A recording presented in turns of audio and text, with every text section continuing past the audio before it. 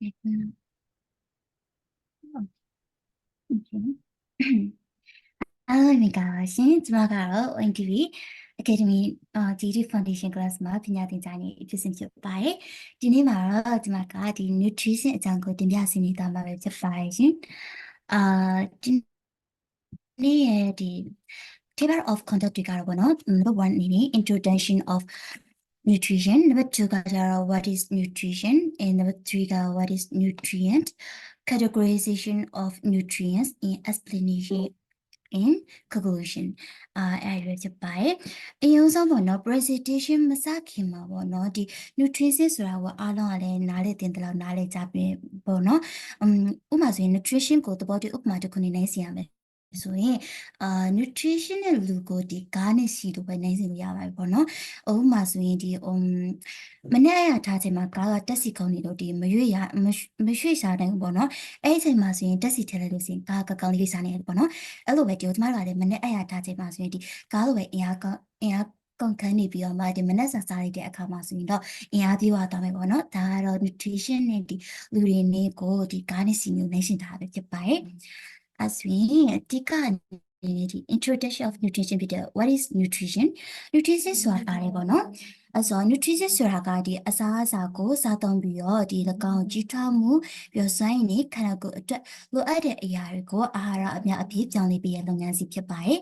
ပြီးတော့မှတနည်းအားဖြင့်ဆိုရင်တော့ဒီကျွန်တော်တို့စားသုံးတဲ့အစားအစာနဲ့ဒီကျန်းမာရေးပေါ်မှာတည်ရောက်မှုရှိတဲ့ relationship ပေါ့နော်နောက်တစ်ခုကကြတော့ what is nutrient ဆိုတာကဘာလဲnutrient ဆိုတာကကြတော့ဒီအစားအသောက်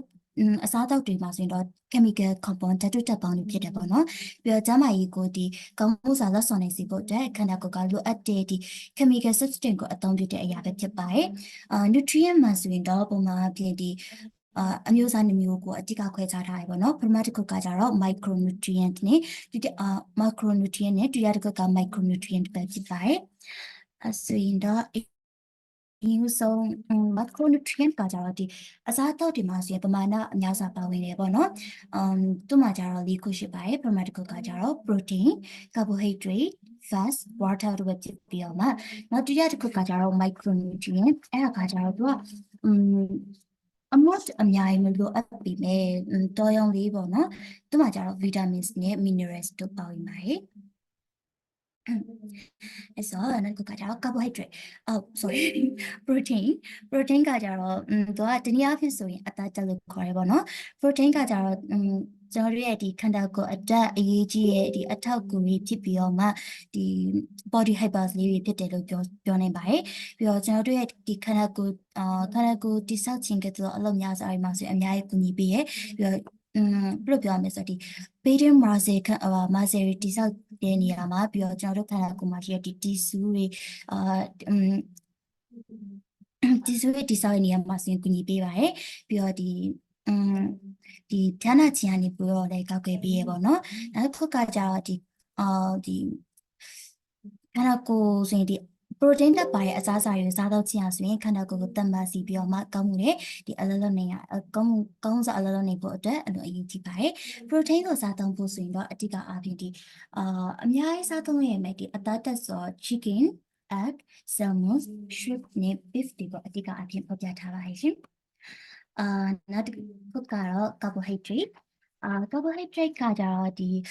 တနည်းအားဖြင့်ဆိုကစီတက်လို့ပြောကြပါတော့သူ့မှာဆိုရင်တော့အစားအစာတွေကကြတော့ဒီ rice ဆိုရင်ကျတော့ဒီမှာနေစီစားတောင်းတယ်ဒီနောက်တစ်ခုကကြတော့ pasta bread milk and fruit ပေါ့နော်သူကကြတော့ဒီ carbohydrate တွေမှာပါဝင်တဲ့အရာတွေဖြစ်ပါတယ်အဲ့ဆို carbohydrate ကကြတော့ဒီခန္ဓာကိုယ်ရဲ့ဒီအရေးကြီးတဲ့အခန်းကဏ္ဍကနေလည်းပါဝင်တခုဖြစ်ပြီးတော့မှသူကဒီခန္ဓာကိုယ်ရဲ့အတိတ်ကလုံစားအရင်ကြီးပဲဖြစ်ပါတယ်။ဘာလဲဆိုတော့ကျမတို့ဒီတနေ့ထမင်းတစ်နက်စားဒီထမင်းမစားပဲကျန်တဲ့ဟာတွေပဲစားထားမယ်ဆိုရင်တော့ဒီဆာလမှုကိုခဏတာခံနိုင်ပဲပေါ့နော်ဒါပေမဲ့ထမင်းစားထားရင်တော့တော်တော်လေးကိုခံနိုင်ပါတယ်လို့ထင်ပါတယ်ကျမတို့ကတော့ပေါ့နော်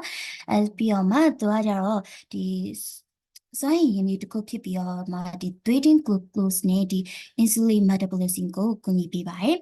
ဥပမာဆိုရင်ဒီကစိုးတလောင်ကိုစားလိုက်တဲ့အခါမှာဆိုရင် carbohydrate တွေက glucose အဖြစ်ပြောင်းလဲသွားပြီးတော့မှဒီသွေးချင်းတကြားတက်ပမာဏကိုတည်ငြိမ်စီဖို့အတွက်ကူညီပေးရပါတော့ပြီးတော့ဒီ glucose ဟာဆိုရင်တဖြည်းဖြည်းချင်းထုတ်လွှင့်ပြီးတော့မှဒီ insulin ကို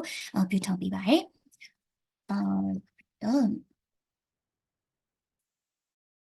နောက်တစ်ခုကတော့ဒီ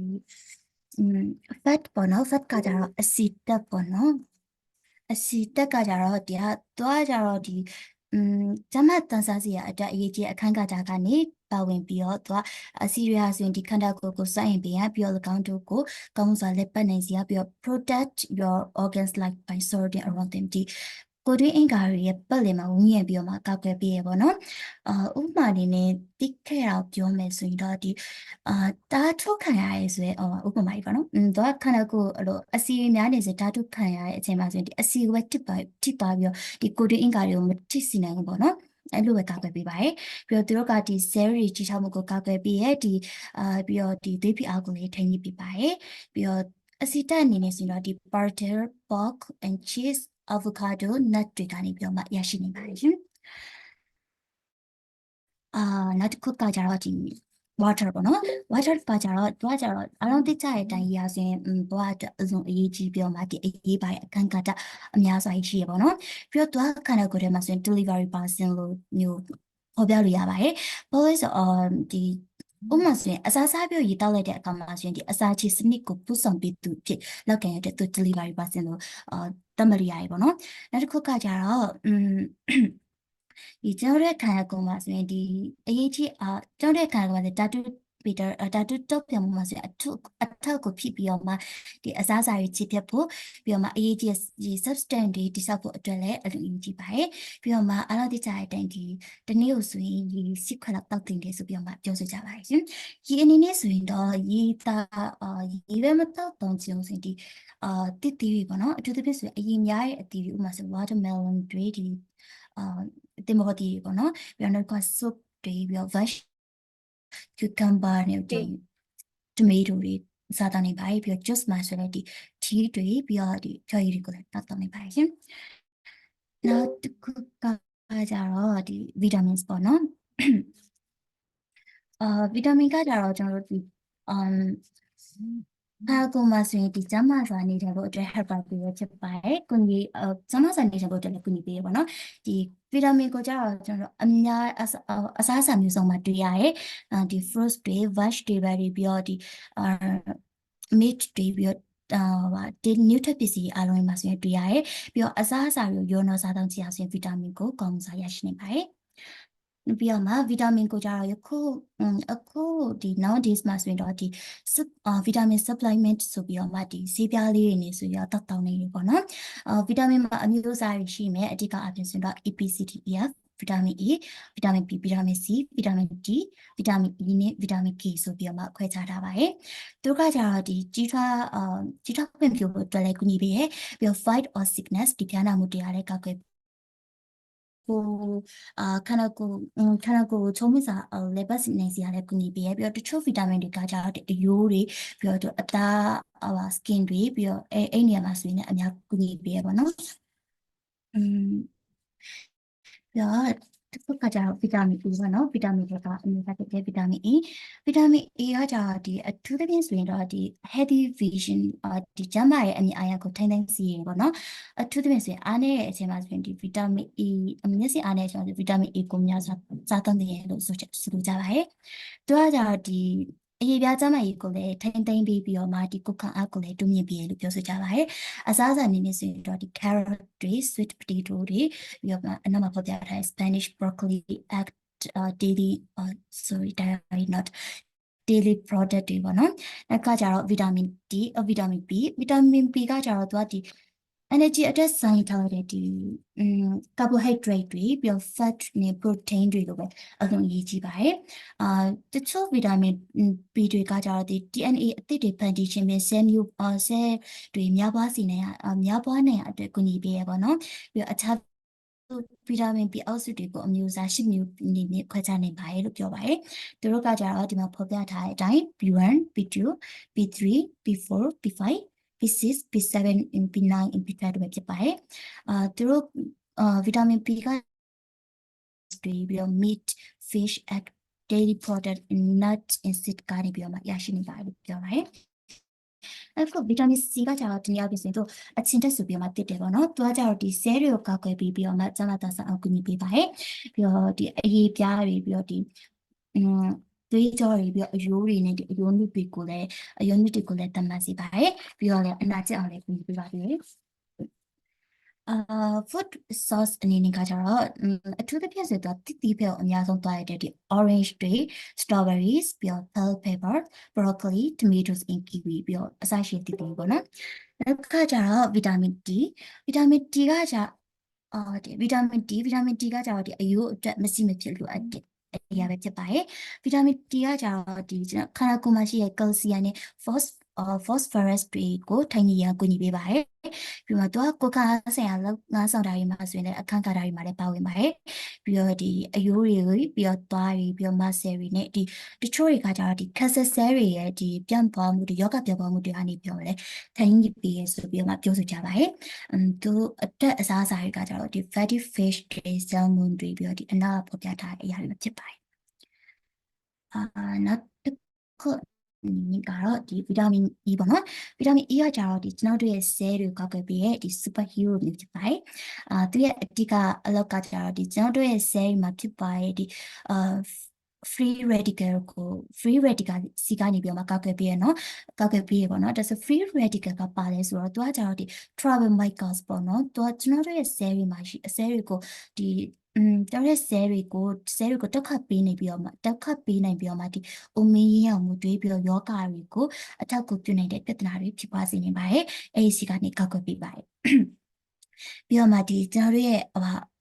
အရေးပြားတွေပြီးတော့မျက်လုံးတွေပြီးတော့မှဒီကိုယ်ခံအားစနစ်တွေကိုလည်းကောင်းမှုစေနေပါတယ်နောက်တစ်ခါကျတော့ဗီတာမင် K ပေါ့နော်ဗီတာမင် K ကကျတော့သူကတို့ဆိုရင်ဒီရင်ထိုင်းရဲ့အရာရှိအနေနဲ့သတ်မှတ်လို့ရတယ်လို့ဆိုလိုကြပါတယ်။သူရဲ့အတိကအလောက်ကကြတော့ဒီတက်ဆက်တန်ရတွေဓမ္မတန်ရရဲ့အခါမှာဆိုရင်ဒီကျောက်ရဲ့သွေးတွေကိုမန်ကစားလက်ပတ်နေစီဖို့အတွက်ကူညီပေးရပြီးတော့တန်ရသွားတဲ့အခါမှာဆိုရင်လည်းသွေးအလွန်အကျွံထွက်စီဖို့အတွက်လည်းထိုင်နေပေးရပေါ့နော်။ပြီးတော့မှprotection ဒီပြီးတော့ကယ်လ်ဆီယမ်ကိုဒီမန်ကစားအသုံးပြုမယ်ဆိုရင်တော့ဒီကျွန်တော်တို့ရဲ့အယူတွေကိုဂျမ်းမတန်ဆန်စီအကူအညီပေးပါတယ်နောက်တစ်ခုကတော့ minerals ကကြတော့တတုတလို့ပြောကြပါတယ် mineral ကကြတော့အောင်ပြတဲ့တတုတပါတတုတကကြတော့ကျွန်တော်တို့ခန္ဓာကိုယ်မှာဆိုရင်ကောင်းမှုစာလက်ဆောင်နိုင်စေရန်လိုအပ်တဲ့မရှိမဖြစ်လိုအပ်တဲ့အရာပဲဖြစ်ပါတယ်ဒီသူကကြတော့အမျိုးမျိုးသောခန္ဓာကိုယ်လုပ်ငန်းစီတွေမှာတွေ့ရတယ်ပေါ့နော်ဥပမာဆိုရင်ဒီကျွန်တော်တို့ရဲ့အယိုးတွေအတွက်တိဆောက်ရမှာကူညီရပြီးတော့မှဒီစက်သားရည်နဲ့အာယုံကြောတွေရဲ့လက်ဆောင်မှုတွေပြီးတော့မှဒီရေတက်ထိုင်းနေရမှာလေကုညီပေးရလို့ဆိုလိုကြပါတယ်။ mineral မှာအမျိုးအစားများစွာရှိပေမဲ့ဒီမှာကျတော့အတိကအပြင်ဒီမှာကပြီးတော့မှ၄မျိုးပဲတင်ပြသွားမှာဖြစ်ပါတယ်။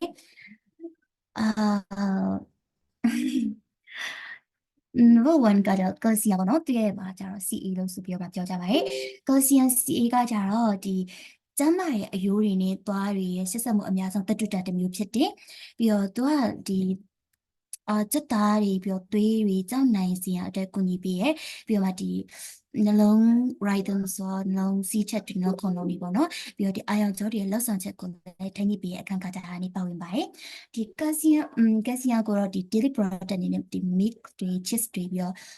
ဒီ greens တွေပြီးတော့ဂျိုးတွေစီကနေရရှိနေပါတယ်ပုံကတည်းပြီးတော့မှကြည့်ရှုနေပါတယ်ရှင်နောက်တစ်ခုကကျတော့ iron ပေါ့နော် iron ကကျတော့သူက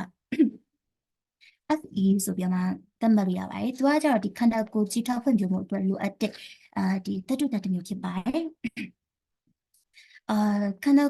သူက iron ကကြတော့ဒီ hemoglobin နဲ့ဒီ myoglobin ကိုကူညီပေးရပါတော့။ hemoglobin ကပါလဲဆိုတော့သူကကြတော့ဒီသွေးနဲ့ဥတွေထဲက protein တစ်လုံးဖြစ်ပြီးတော့မှသူကအဆောက်ကနေပြီးတော့မှဒီခန္ဓာကိုယ်တစ်ခုလုံးအောက်ဆီဂျင်ပြန့်နှံ့သွားအောင်ကူညီပေးပါတယ်။နောက်တစ်ခု myoglobin ကပါလဲဆိုတော့သူက myoglobin ကကြတော့သူကရဲ့အောက်ဆီဂျင်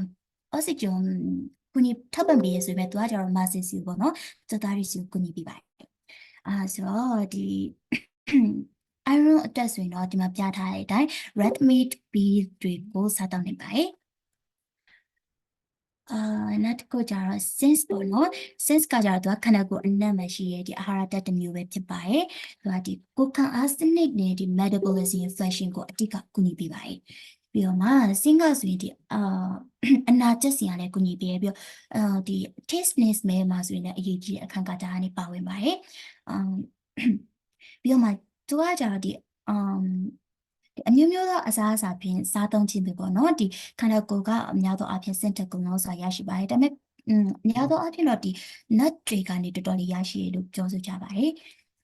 ပြီးတော့နောက်ဆုံးမက်ဂနီဆီယမ်ပေါ့နော်မက်ဂနီဆီယမ်ကကြတော့သူကကြတော့ဒီ protein ပေါင်းစမှုပြီးတော့ကြက်သားနဲ့အာရုံဆိုင်ရာလောက်စားမှုတွေပြီးတော့ဒီ blood glucose control တွေပြီးတော့ဒီဒေးပေါချိုက်တိုင်းကြီးsorry ဟိုမှာမက်ဂနီဆီယမ်ကကြတော့နော်သူကဒီကွဲပြားရေးစီဝါတာတွတ်ပြမှုကိုထိုင်းညစ်ပြီး insane 300ကျော်နဲ့ဖွဲ့စည်းထားတဲ့ factor တစ်ခုဖြစ်ပါတယ်ပြီးတော့သူကကြတော့ဒီ protein ပေါင်းစပ်မှုတွေစက်သားတွေပြီးတော့ nut fashion show အာရုံစင်လောက်စားမှုတွေပြီးတော့ blood glucose control တွေပြီးတော့ဒီဒေးပေါချိုက်ထိုင်းညစ်မှုအပါဝင်အများကြီးကိုဒီကသူမက်ဂနီဆီယမ်ကကူညီပေးပါတယ်မက်ဂနီဆီယမ်ကကြတော့ပြီးတော့သူက energy production oxidative phosphorylation and glycolysis တွေမှာဆိုရင်ကူညီပေးပါတယ်။သူ့ကိုကြဒီ greens တွေတီးတွေပြီးတော့ nuts တွေ sea dry beans whole grain wheat gum white in ဒီအစားအစာတွေကနေပြီးတော့ရရှိနေပါတယ်။ဒါကြတော့ Palace diet ပေါ့နော် Palace diet ဆိုရင်ဒီမှာကြတော့သူကများသောအားဖြင့်ဆို fruits နဲ့ vegetable ကိုအများဆုံးစားသုံးတင်ပါတယ်ပြီးတော့ဒီ proteins နဲ့ carbohydrate ကကြတော့သူကပမာဏကတော့ညီတူညီမျှလောက်ပါပဲပြီးတော့ fat ကကြတော့အနည်းဆုံးပါသူ့ကိုဒီလိုစားသုံးခြင်းဖြင့်ကျန်းမာရေးကျန်းမာရေးကောင်းမှုတွေကျန်းမာရေးရရှိပါတယ်percentage နဲ့ပြောရမယ်ဆိုရင်တော့ protein ဆိုရင်တော့25%ပြီးတော့ fruits and vegetables ဆိုရင်တော့14%ပြီးတော့ဒီ carbohydrate ဆိုရင်လည်း25%ပြီးတော့fat ဆိုရင်တော့10%အဖြစ်စားသုံးခြင်းဖြင့်ကျန်းမာရေးကောင်းမှုတွေကျန်းမာရေးရရှိမှာဖြစ်ပါတယ်ဟုတ်ကဲ့ဒါကတော့ဒီနေ့ရဲ့ဒီမှာ nutrition presentation ပဲဖြစ်ပါတယ်နေလေးစကားပါရှင်နဲ့ဟောပါရှင်မိခွန်းများရှိမိများနေပါတယ်မိအဖူစင်โอเคတားညာတဲ့ထက်ကမေးမယ်တဲ့โอเคမေးလိုက်ပါအောင်လားတော့တားတော့ပြောတော့ပြီးတော့သူကအများကြီးကိုပြောနိုင်ပါတယ်တဲ့ဆိုတော့တော်တော်ကြီးကိုဆုံးမလို့မေးစရာကနည်းနည်းလေးတော့ရှားပါပြီဒါပေမဲ့မေးမှတစ်ခုကကျတော့ဒီခုနပဲပေါ့နော်လူတစ်ယောက်အနေနဲ့ဒီနေ့ကိုlike ရှစ်ခွက်တောက်တင်တယ်လို့ပြောရပါတော့ဆိုတော့ဒီထဲမှာဆိုရင်တချို့တွေဆိုရင်ရှစ်ခွက်မဟုတ်ဘဲနဲ့၄ခွက်လို့ဒါမှမဟုတ်ဒူလီတာတော့အဲ့လိုမျိုးပြောကြရရှိရပါတော့ဆိုတော့ဒါပေမဲ့အဲ့အဓိကသူတို့တောက်ခိုင်းတဲ့ဒီလိုတောက်တဲ့ပမာဏကိုတောက်အောင်လဲဆိုတော့သတ်မှတ်ထားတာကဘာလို့တောက်တင်တာလဲဆိုတာဆက်ရှင်းပြရလက်ရှိမှာဒီမြေတက်ကာရကြော်လေးပါဖြစ်တယ်ပေါ့နော်ဥပမာဆိုရင်အခုဆောင်းတွင်းမှာဆိုရင်တော့နှကန်း6တာပညာရေးရှိရပြီးရေတက်ကများတော့အပြင်ဒီ diet လုပ်နေတဲ့သူတွေအတွက်ဆိုရင်လည်းတော်တော်လေးကောင်းရပေါ့နော်ဒါပေမဲ့10ခွက်လုံးမတော့လည်းရပါတယ်ဘာလို့ဆိုကျွန်မကလည်း10ခွက်လုံးမတော့ပါဘူးနည်းနည်းလေးပဲထုတ်တော့ပါဒါပေမဲ့ရေတက်များတာကောင်းတယ်ကျမရေတက်ပိုကောင်းတယ်ဆိုပြီးတော့မှပြောစစ်ကြတဲ့ရေ10ခွက်တော့တာကပို့ပြီးတော့တင်းအောင်ပါတယ်လို့ဆိုတော့ပါတယ်โอเคပါဟုတ်ပါလိုက်ဒီတော့ရ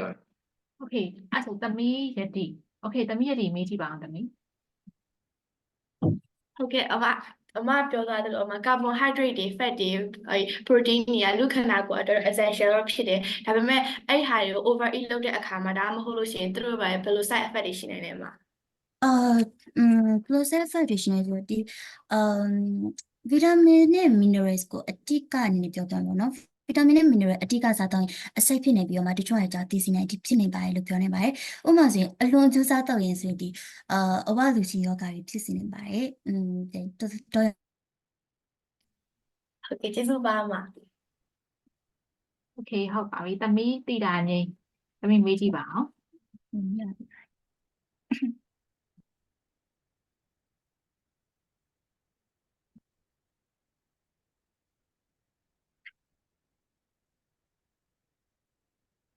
သမီးတရားနေအတန်ကြားလာမျိုးဖွင့်လို့မရဘူးလေโอเคဟုတ်ပြီမေးရမယ်ဆိုမှမျိုးကဖွင့်လို့မရဘူးဖြစ်နေတယ်နော်ဒီဖြစ်စဉ်ကပျော်သွားရင်မသိဘူး ပြစရာပြောသွားရတယ် okay တမီးအဲ့ဆို type ကနေရိုက်ပြီးတော့မေးရိုက်လို့ရပါတယ်နော် okay 那没什么。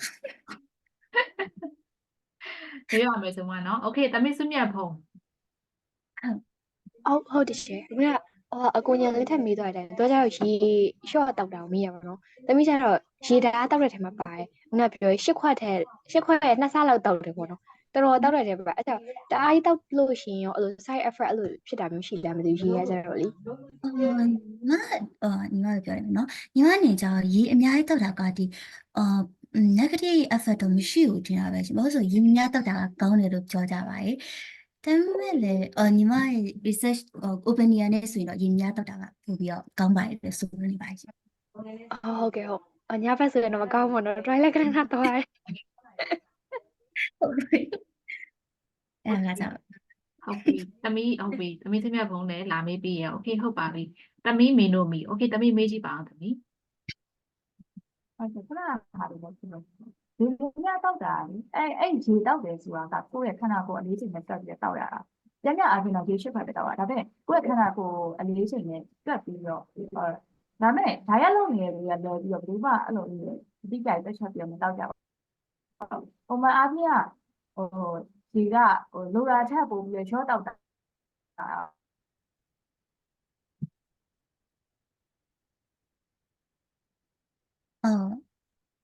အားနိုင်မယ်နောက်ဆုံးစာကြောင်းလေးမကြားလိုက်တော့ရှင်းပြပေးလို့ရမှာ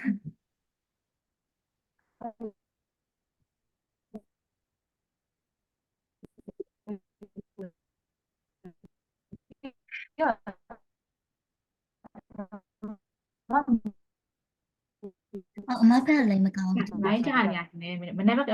မေနိုမီဘက်ကလိုင်းတအားကြနေတာဖြစ်ဟုတ်တယ်သူမနေ့ကလိုင်းတအားကြပြီသူ presentation တော့တော်တော်လုပ်လိုက်ရတယ်တော်ပြောယူလိုက်ရတယ်okay စီသူဟိန်းကဒီချက် waiting room မှာမတွေ့ဘူးနော်တမီးစွမြတ်ဖုံ ready သူလိုင်းကြနေတာမသိဘူးသူ okay တမီးလီနာမေးကြည့်ပါအောင်တမီး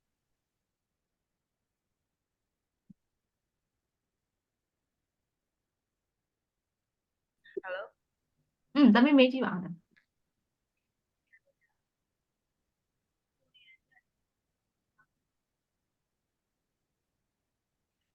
လီနာတမီးကြားလာရင်တမီးကြားလာသမီးပြောကြားတယ်ပါကြားရတယ် ဟုတ်လေတကယ်လို့story နေစားတော့မှုအရန်များသွားလို့ရှိရင်ဘယ်လိုနောက်ဆက်တွဲယောဂတွေဖြစ်နိုင်လဲသိချင်ဒါကကျတော့ညီမခဏလေးတစ်ခေါက်ကြည့်ပေါ့နော်ဒီ sodium ကကျတော့ mineral မှာပါတဲ့ဒီ vitamin နဲ့ mineral တွေကိုများစွာစားသုံးမယ်ဆိုရင်ဒီ site တွေဖြစ်သွားခြင်း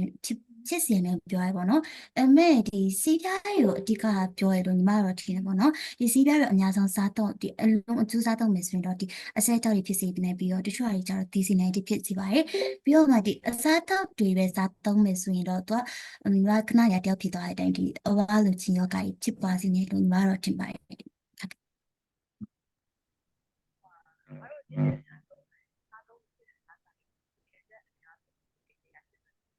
်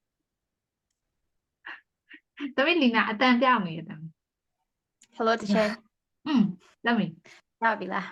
ရပြီခုနတော့ရဘယ်တရောက်သွားလဲမသိဘူး ဟုတ်တယ်တမီးလိုင်းကြတော့တာအခုလီနာကပြောတဲ့ဟာလေလီနာပြောတဲ့ဟာအတန်ပြောက်သွားတယ်နော်အခုစင်ကဘာကာထားမန်းထားပြီးပြောရဲဆို hello အတန်လေးပြောက်ပေါ့အဲ့တော့လိုင်းနေကြလိုက်ကြားလားချေကြားပြီတမီးအခုလီနာပြောနေလားတမီးโอเคဟုတ်ပြီလီနာပြောတမီးတမီးကအတန်လေးတိုးသွားတယ်ခုနခက်ချရတဲ့လိုင်းတွေပြုတ်ကျသွားတယ်โอเคတမီးပြောဟုတ်တယ်သမီးတို့ပေါ့နော်ဒီတိုင်းစားနေတဲ့အစားတောက်တွေမှာဆိုရင်စားတောက်ကဆိုရင်အများဆုံးဖြစ်တယ်ပေါ့နော်တကယ်အားနာရမယ်လေညီမနောက်ဆုံးစာကြောင်းလေးမကြားလိုက်လို့အတန်းနဲ့တူနေဟုတ်တယ်အတန်းတိမ်တိမ်သွားတာနော်အတန်းဝင်သွားတာသမီးကစားစာတွေမှာဆိုရင်အများဆုံးပါလဲမသိဘူးဆိုဒီယန်အဲ့လိုပြောတာဟုတ်တယ်ထိုင်မရိုက်လိုက်โอเคโอเคညီမရဲ့ကြားလိုက်ကောင်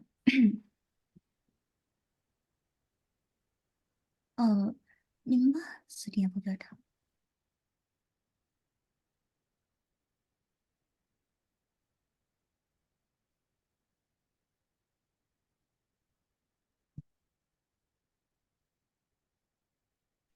hello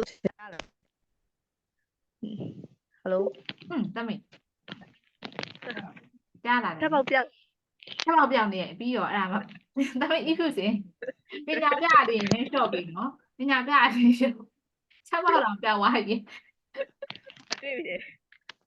တော်သေးအောင်တွေ့ပြီရဲ့ဟုတ်ပြီနော်ပညာကြီးရအဲ့လိုနော်လူကနေပညာမနေဘူးနော်ချက်ပေါက်တော့ပြောင်းထွက်သွား line နဲ့လည်းပြုတ်ကြရမကြည့်နဲ့လို့ချက်ပေါက်ပါပြောင်းထွက်သွားကြတာနော် ကောင်းနေတယ်ကောင်း ဟောဘယ်စားတာဆိုရင်အများဆုံးဖြစ်မလဲလို့မြင်လိုက်တာ ဆိုဒီယမ်ပဲအစားအစာဆိုဒီယမ်အများဆုံးဖြစ်မလဲလို့မြင်ရတယ် ဟုတ် ဟာလေညီမညီမ presentation မှာပေါ့နော်ဆိုဒီယမ်အကြောင်းပြောမယ်ကာဆီယမ်ရယ်စင်စီအိုင်ရွန်ရယ်ပြီးတော့မက်ဂနီဆီယမ်အကြောင်းထားတဲ့အဲ့ဒါတမျိုးတော့ပြီး အမအဲ့ဒါကိုအကုန်လုံးသိရယ်ဆိုဒီ အာ ယမ် ဆိုဒီယမ်သိတာဟုတ်ကဲ့ကောင်းပါ ဆိုဒီယမ်ကလိုရိုက်ဟုတ်ကဲ့နေ့စဉ်စားတာအစားအစာမှာဆိုတော့ဆိုဒီယမ်အများဆုံးကကြတော့ဒီ ဆိုဒီယမ်ကလိုရိုက်လို့သိကြရယ်ပေါ့နော်သူ့ရဲ့ chemical name နေတယ် အဲ့ device နှစ်ခုကြောင်းလာမသိဘူးတော်ပြီးတော့ဆိုဒီယမ် chloride ကစားတယ်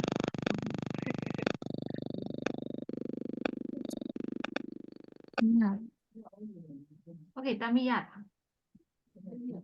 ချက်ပေါက်ကိုတွေ့မိလား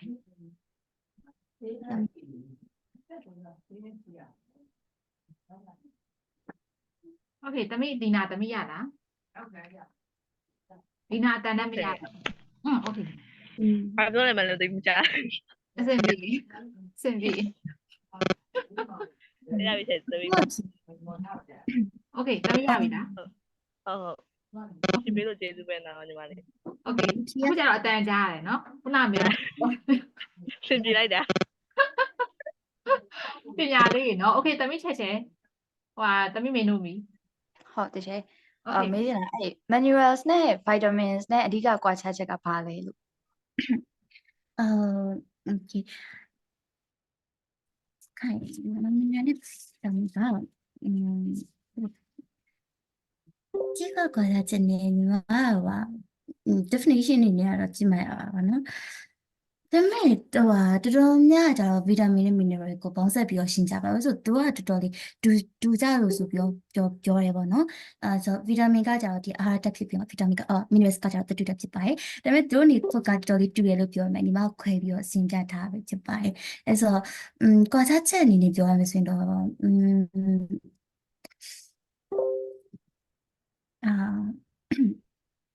ကွာခြားချက်နေစင်တော့ဒီဗီတာမင်ကကြတော့တက်စနေဒါပေမဲ့ဗီတာမင်နဲ့ minerals ကတူတယ်ဆိုပြီးမှပြောကြတဲ့အတွက်ညီမဒီကြားရကွာခြားချက်တော့သိမစားထားမိဒီ also cook girl အများကြီးစားပြီးမဲ့သူကတူတဲ့ဟာတွေကတော်တော်များတဲ့အတွက်ဟုတ်ကဲ့ sorry ပါ ဖြည်းဖြည်းကျေးဇူးတင်ပါတယ်အမှန်တကယ်တော့ vitamins ကလေ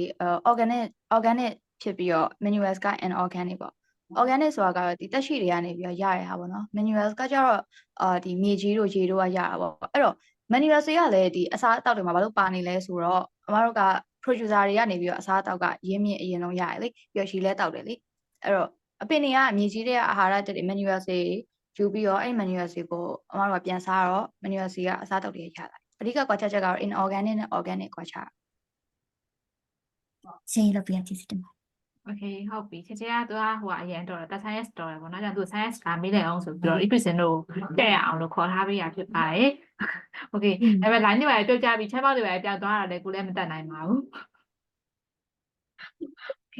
ဟုတ်ပါပြီနောက်မေးပြီးတဲ့သမီးရဲ့ဥတက်ပါတယ် knowledge ပါတစ်ခါ share ပေးသွားတဲ့အတွက်လည်းဥတက်ပါတယ်โอเคဟုတ်ပြီဒါဆိုသမီးစုကြီးကိုသွားရအောင်ပါနော်သမီးစုကြီးကိုသွားပါမယ်โอเคသမီးequation နားလို့ရပါပြီ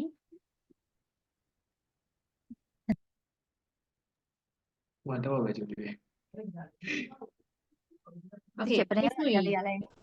โอเคသမီးစုရအစင်းဖြစ်ပြီဒါဗညာကြံလေးရတယ်မေးတာလားဟို10နိုင်17နိုင်ဒီသွားမှာဖြစ်ပါတယ် class F ကအဲ့လိုဆွဲရဖြစ်ပါတယ် လေးယောက်ကြည့် ဒီတစ်ချက်ဆက်ခင်မရမှာမသိ secret မရရသမီးခဏနော် share ဟိုပါလေသမီးကိုဟိုလုပ်လာအောင်โอเคဟုတ်ပြီအားရပြီသမီးအဲ့ဆိုရင်โอเคပြောလို့ရပါပြီ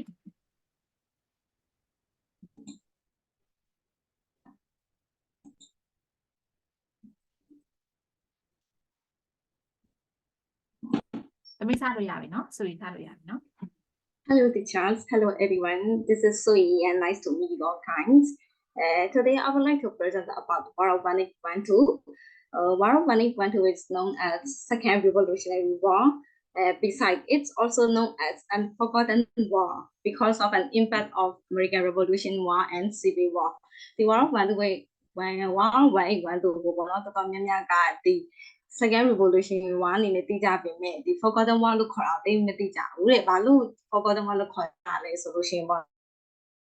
အဲ့ဒီ War of 1812ရှိမှာဆိုလို့ရှိရင် American Revolution War ရှိပြီးတော့သူ့ရဲ့နောက်မှာဆိုရှင် Civil War ပေါ့နော်။ War အကြီးနှစ်ခုရှိနေတဲ့အတွက်ကြောင့်မို့ဒီ American တမိုင်းမှာဆိုလို့ရှိရင်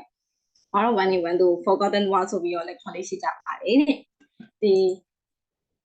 next slide လေးမှာဆိုလို့ရှိရင်ပေါ့နော်ဒီနေ့ပြောသွားမယ့်အားကြောင့်လည်းပတ်သက်ပြီးတော့ဖော်ပြပေးထားဖြစ်ပါတယ်။ဒီပထမဆုံးအနေနဲ့စစ်ပွဲတစ်ခုဖြစ်မယ်ဆိုလို့ရှိရင်အဲ့ဒီစစ်ပွဲကဘယ်ရစဖြစ်လဲဆိုတော့ origin of war နဲ့ပတ်သက်ပြီးပြောပြပေးကြပါတယ်။ During the year of 1803, Great Britain and France were at a war with each other in Europe. As President Thomas Jefferson trying to keep the United States neutral in this conflict, when James Madison became president in 1808, he also wanted the United States to remain neutral because he wanted trade to continue with both Britain and France.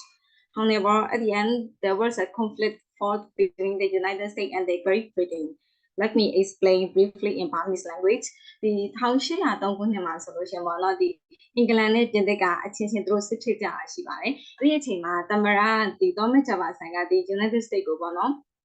ဈာနေအနေနဲ့ပဲနေဖို့အတွက်ကြိုးစားခဲ့တယ်။အဲဒီနောက်မှာတော့1808ခုနှစ်မှာဆိုလို့ရှိရင် James Madison ကသမ္မတဖြစ်လာတယ်ပေါ့နော်။သူကလည်းပဲဒီ United States ကိုဈာနေအနေနဲ့ပဲနေခဲ့ပါတယ်တဲ့အဓိကအကြောင်းအရာကတော့ပေါ့နော်ဒီသူတို့ကဒီ British ကောဒီ France ကောနှစ်ခုစလုံးနဲ့ဆက်ပြီးပေါ်လေခြင်းတဲ့အတွက်ဈာနေအနေနဲ့နေခဲ့ရဖြစ်ပါတယ်။ဒါပေမဲ့လည်းဘယ်လိုပဲဖြစ်ဖြစ်ပေါ့နော်ဒီ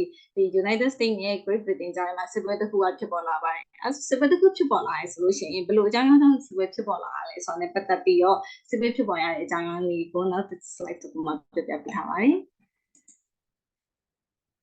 There are two major causes for the war. British naval ships both offensive like American sailor and forced them into service in the British Navy. This privates anger Americans. Americans also believe the British were supplying weapons to the Native Americans who were fighting with settlers in the West. For this reason, Congress declared war on Britain in June 1812. The British Navy started to block American ships heading to the French as a way to stop trade and hand the American economy. These slides လေးတွေပါဆိုရင်ပေါ့နော်ဒီ War of 1812ဖြစ်တဲ့အဓိကအကြောင်းရင်းနှစ်ချက်ကိုဖော်ပြပေးထားဖြစ်ပါတယ်ဒီပထမတစ်ချက်ကကြတော့ဒီ British ရေတပ်ကပေါ့နော် American သင်္ဘောသားတွေကိုဖမ်းဆီးပြီးတော့သူတို့ရဲ့ British စစ်တပ်မှာတာဝန်ထမ်းဆောင်ခိုင်းတယ်အဲ့ဒီအချက်ကြောင့်လည်း American ကမကျေနပ်ကြဘူးတဲ့ဒီဒုတိယအချက်ကကြတော့ဒီ American တွေဘက်ကနေပြီးတော့ဒီ British တွေက Native American တွေကိုဆက်လက်နဲ့ဒီစီထောက်ပံ့ပေးရလို့ယုံကြည်တယ်အဲ့ဒီအချက်ကြောင့်လည်းဒီအဓိကဒီအချက်နှစ်ချက်ကြောင့်ပေါ့နော်ဒီ British War of 1812ကဖြစ်လာဖြစ်ပါတယ်။ဒီအချက်တွေကြောင့်ပဲ Congress က1832ခုနှစ်ဇွန်လမှာဆိုလို့ရှိရင် Britain ကိုစာပြီးစစ်ကြေညာခဲ့တယ်ပေါ့နော်။အဲဒီစစ်ကြေညာရေးရလက်ကို British ဘက်ကဘယ်လိုတုံ့ပြန်လဲဆိုလို့ရှိရင်သူတို့ကပထမဆုံး American သင်္ဘောတွေကို French နဲ့ကုန်တယ်လို့မရအောင်ပိတ်ပင်မှုတွေပြုလုပ်တယ်။အဲ့လိုပိတ်ပင်မှုတွေကိုထိခိုက်စေမှုတွေဖြစ်ခဲ့ပါတယ်တဲ့။ဒီစစ်ပွဲတစ်ခုဖြစ်လာမယ်ဆိုလို့ရှိရင်အဲ့စစ်ပွဲဖြစ်လာတဲ့အကြောင်းရင်းကိုသိပြီးတော့ပြီဆိုလို့ရှိရင်အဲ့စစ်ပွဲကဘယ်လို consequences တွေရှိလဲဒါမှမဟုတ်လို့ရှိရင်အဲ့စစ်ပွဲမှာရှိရပေါ့နော်ဒီစစ်ပွဲတောက်လျှောက်မှာဆိုရင်တိုက်ခဲ့စစ်ပွဲတွေကအများကြီးရှိပါတယ်အဲ့ဒီစစ်ပွဲတွေကမှထင်ရှားတဲ့စစ်ပွဲတစ်ခုကိုဒီထဲမှာဖော်ပြပေးထားဖြစ်ပါတယ်ဒီစစ်ပွဲကကြတော့ဒီ Washington DC ပေါ့နော် Washington DC ကို British စစ်တပ်တွေကနေပြီးဝင်ရောက်တိုက်ခိုက်တဲ့စစ်ပွဲပဲဖြစ်ပါတယ်ဒီ British တွေက Washington DC ကိုဝင်ရောက်ပြီးတော့တိုက်ခိုက်တယ်တိုက်ခိုက်ပြီးတော့ White House ပေါ့နော်သမ္မတအိမ်ဖြူတော်ကိုပါမီးရှို့ခဲ့တယ်ပေါ့နော်ဒါပေမဲ့လည်းအဲ့ဒီစစ်ပွဲမှာတော့ဘယ်သူမှမနိုင်ခဲ့ပါဘူးတဲ့စစ်ပွဲတစ်ခုဖြစ်လာတယ်စစ်ပွဲတွေတိုက်တယ်အဲ့ဒီစစ်ပွဲရဲ့ consequences တွေလည်းရှိရပေါ့နော်အဲ့ဒီ consequences တွေဘာဖြစ်မလဲဆိုတာကိုနောက် slide တစ်ခုမှာဖော်ပြပေးထားပါတယ်Also, the consequences of the war. The Siboye consequences တွေကဆိုလို့ရှိရင်ပထမဆုံး British တွေကဒီစစ်ပွဲမှာ American သင်္ဘောတွေကိုပုံတယ်လို့မရအောင်လုပ်ပိတ်ပင်ထားစီတယ်။အဲဒီအတွက်ကြောင့် American မှာဆိုလို့ရှိရင်ကုန်ပစ္စည်းတွေပြတ်မှုတွေဖြစ်တယ်ပေါ့နော်။အဲဒီအတွက်ကြောင့်မလို့ American တွေကသူတို့ရဲ့ကုန်ပစ္စည်းတွေကိုသူတို့ကိုယ်တိုင်စတင်ပြီးထုတ်လုပ်လာကြတယ်တဲ့။အဲ့လိုမျိုး British ဘက်ကဒီပိတ်ပင်မှုတွေလုပ်တဲ့အတွက်ကြောင့်မလို့ American ကသူတို့ကုန်ပစ္စည်းတွေကိုသူတို့ကိုယ်တိုင်ထုတ်လုပ်လာနိုင်တယ်နောက်တစ်ချက်အနေနဲ့ပေါ့နော် American ရဲ့ national identity ပေါ်မှာလည်းလုံးဝအကြီး impact အကြီးရှိပြီးတော့ US military ကိုလည်း strong ဖြစ်လာစေပေါ့နော်ဒါကတော့ consequence of the war ပါ ဒီစစ်ပွဲအဆုံးသတ်ပေါ့နော်စစ်ပွဲတစ်ခုဖြစ်လာပြီဆိုလို့ရှိရင်အဲ့ဒီစစ်ပွဲကိုဘယ်လိုအဆုံးသတ်လဲဆိုတာလည်းသိဖို့လိုအပ်ပါတယ်ဒီ slide ထဲမှာဆိုလို့ရှိရင်တော့ on December 24 1814 in the city of Gahan United Netherlands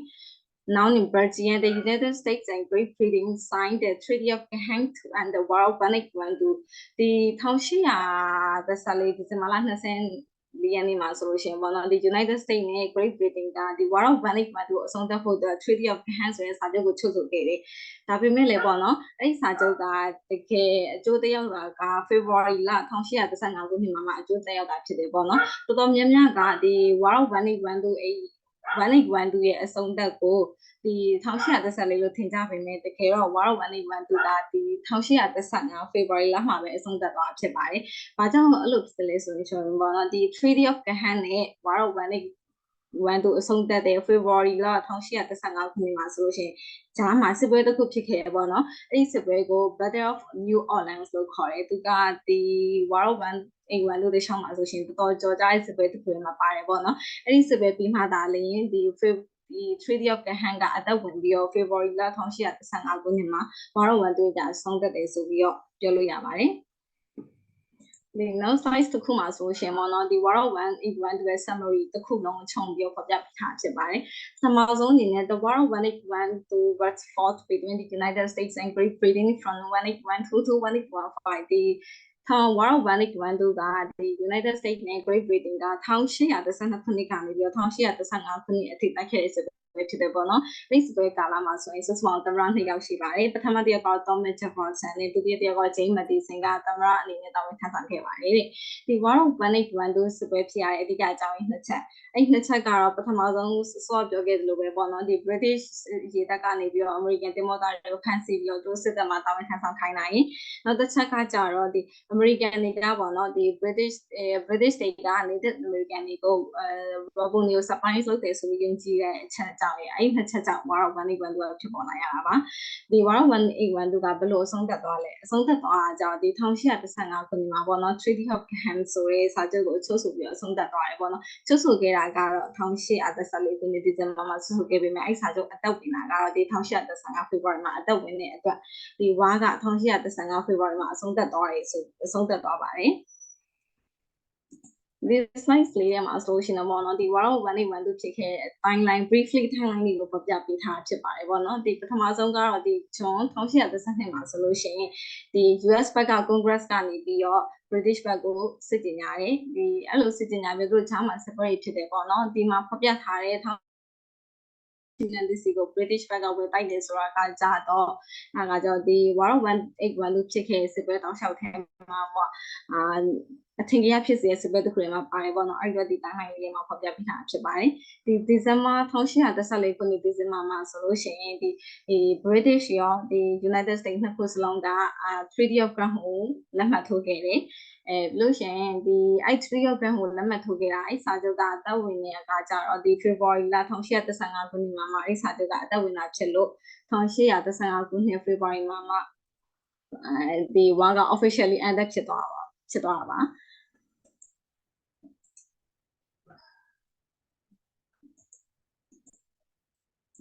This is the end of my presentation and thank you very much for paying attention to me. If you have any question, please feel free to ask. Okay. သမီးစုရီကိုမေးချင်တာရှင်းပေးပါအောင်ကွက်တီပဲမီးလာသွားတာနော်ကွက်တီပဲသူကpresentation upload မီးရအလားပဲကွက်တီဖြူသွားပါတယ် Okay ဟုတ်ပြီသမီးစုရီကိုမေးချရှင်းပေးပါအောင်Okay သမီး if you say 제1812မှာစစ်ကြောညာရယ်ပြီးတော့1814မှာကျတော့ Washington DC တက်ခဲ့ဆိုတော့1813မှာကျတော့ဘာဖြစ်နေမှာလဲရှင်ဘာဖြစ်နေမှာလဲရှင်ဆိုစစ်ကြောညာကြောင့်စစ်ပွဲဖြစ်နေမှာလားပြောရမယ်ဟုတ်ကဲ့ပေါ့နော်ဒီ1814မှာ Washington ဝင်တိုက်တယ်ဆိုတာကကြောင့်ပေါ့ဒီ1812ကနေပြီးတော့1815တုန်းဖြစ်ခဲ့တဲ့စစ်ပွဲတွေကတော့အများကြီးပေါ့နော်အဲ့ထဲမှာဒီကြော်ကြားရဲ့စစ်ပွဲလေးကိုဖော်ပြပေးတာဒီတော့ဂျားမှာတော့သူတို့ဒီလာပိုင်းနေဂျပန်နေမှာသူဖြစ်ခဲ့တဲ့စစ်ပွဲရောရှိပေါ့နော်ဒါပေမဲ့1814မှာ British ဘက်က Washington DC ကိုဝင်တိုက်တယ်အဲ့မှာ number 1မနိုင်ပေါ့နော်အဲ့ဒီစစ်ပွဲကြောင့် Treaty of Gahan ကိုသူကချုပ်ဆိုတာဖြစ်တယ်အဲ့အကြောင်းအဲ့ဒီစစ်ပွဲလေးကိုဖော်ပြပေးထားဖြစ်ပါတယ်ခဏရပါတော့ဒါဆို1812မှာစစ်ကြောညာရဲဆိုတော့ဒီနေ့လောက်ကြောညာပြီးမှ 1814မှာတေချာဖြစ်တာလားအဲ့လိုလား ဟိုလေဒီ1812ကနေ1815အတွင်းမှာဆိုဖြစ်ခဲ့စစ်ပွဲရအများကြီးပေါ့နော်ဒီစစ်ပွဲဆိုတာကလေတကယ်လို့ရိုက်ရှာလိုက်လို့ရှင်တိုင်းလိုက်ရစစ်ပွဲပေါင်း50ကျော်60နီးပါးလောက်ကြာလာပေါ့နော်သူတို့ရက်လိုက်တွေဖြစ်တဲ့စစ်ပွဲကြီးရှိတယ်ဒါပေမဲ့အဲ့ဒီစစ်ပွဲတိတ်လေးဖြစ်ပြီးတော့ဒီ1814မှာမှတကယ် US နိုင်ငံမြို့တော် Washington DC ကိုဝင်တိုက်တာပေါ့နော်စစ်ပွဲတစ်ပွဲဖြစ်တယ်ဆိုလို့ရှိရင်မြို့တော်ကိုဝင်တိုက်မြို့တော်ကျသွားလို့ရှိရင်အဲ့ဘက်ကအရှုံးလေးအဲ့တဲ့ကြောင့်မလို့ British တွေကအဲ့မြို့တော်ကိုဝင်တိုက်တယ်ဒါပေမဲ့အဲ့ဒီအချိန်မှာနှစ်ဘက်စလုံးကမနိုင်ဘူးမနိုင်တော့သူတို့အချင်းချင်းတိုက်နေရမနိုင်တော့ City မြို့ပြည်ချင်းပဲ Treaty of Gas စာချုပ်ကိုချုပ်မယ်ဆိုပြီးဆုံးဖြတ်လိုက်တယ်ပေါ့နော်အဲ့တော့အကြောင်းလို့တရားဦးစားပေးဖော်ပြထားပါတကယ်လို့သူတို့က Washington DC ကိုဝင်မတိုက်ခဲ့ဘူးဆိုလို့ရှိရင် Treaty of Gas ကိုလည်းချုပ်ဖို့အတွက်သူတို့ဘက်ကစဉ်းစားစီမံစဉ်းစားမယ်ပေါ့နော်နောက်ဆက်ထပ်ပြီးစစ်ပွဲဖြစ်ချင်ဖြစ်နေအောင်ပါပဲအဲကြောင့်ဒီစစ်ပွဲကဒီအမှန်ထင်ရှားတဲ့စစ်ပွဲတစ်ခုဖြစ်လို့ဒီ presentation လေးမှာထည့်ပြပြပေးထားတာပါ ကျေးဇူးပါ ရပါတယ် โอเคရောက်ပါပြီသမီးစုရီကိုမေးချင်တဲ့သူများရှိသေးတာโอเคမရှိတော့နော်သမီးစုရီကိုနားခိုင်းလိုက်ပါမယ်ဟုတ်ပါပြီသမီးအဲ့ဆိုရင်သမီးနာတော့နော်โอเคနောက်ထပ်တစ်ယောက်ကစုရီပြီးတော့နောက်ထပ်တစ်ယောက်ကโอเคသမီးတန်ရင်ခန့်ဖြစ်ပါတယ်โอเคသမီးတန်ရင်ခန့် ready လား โอเคကြာလာကြ โอเคဟုတ်ပြီ ready โอเคဟုတ်ပြီ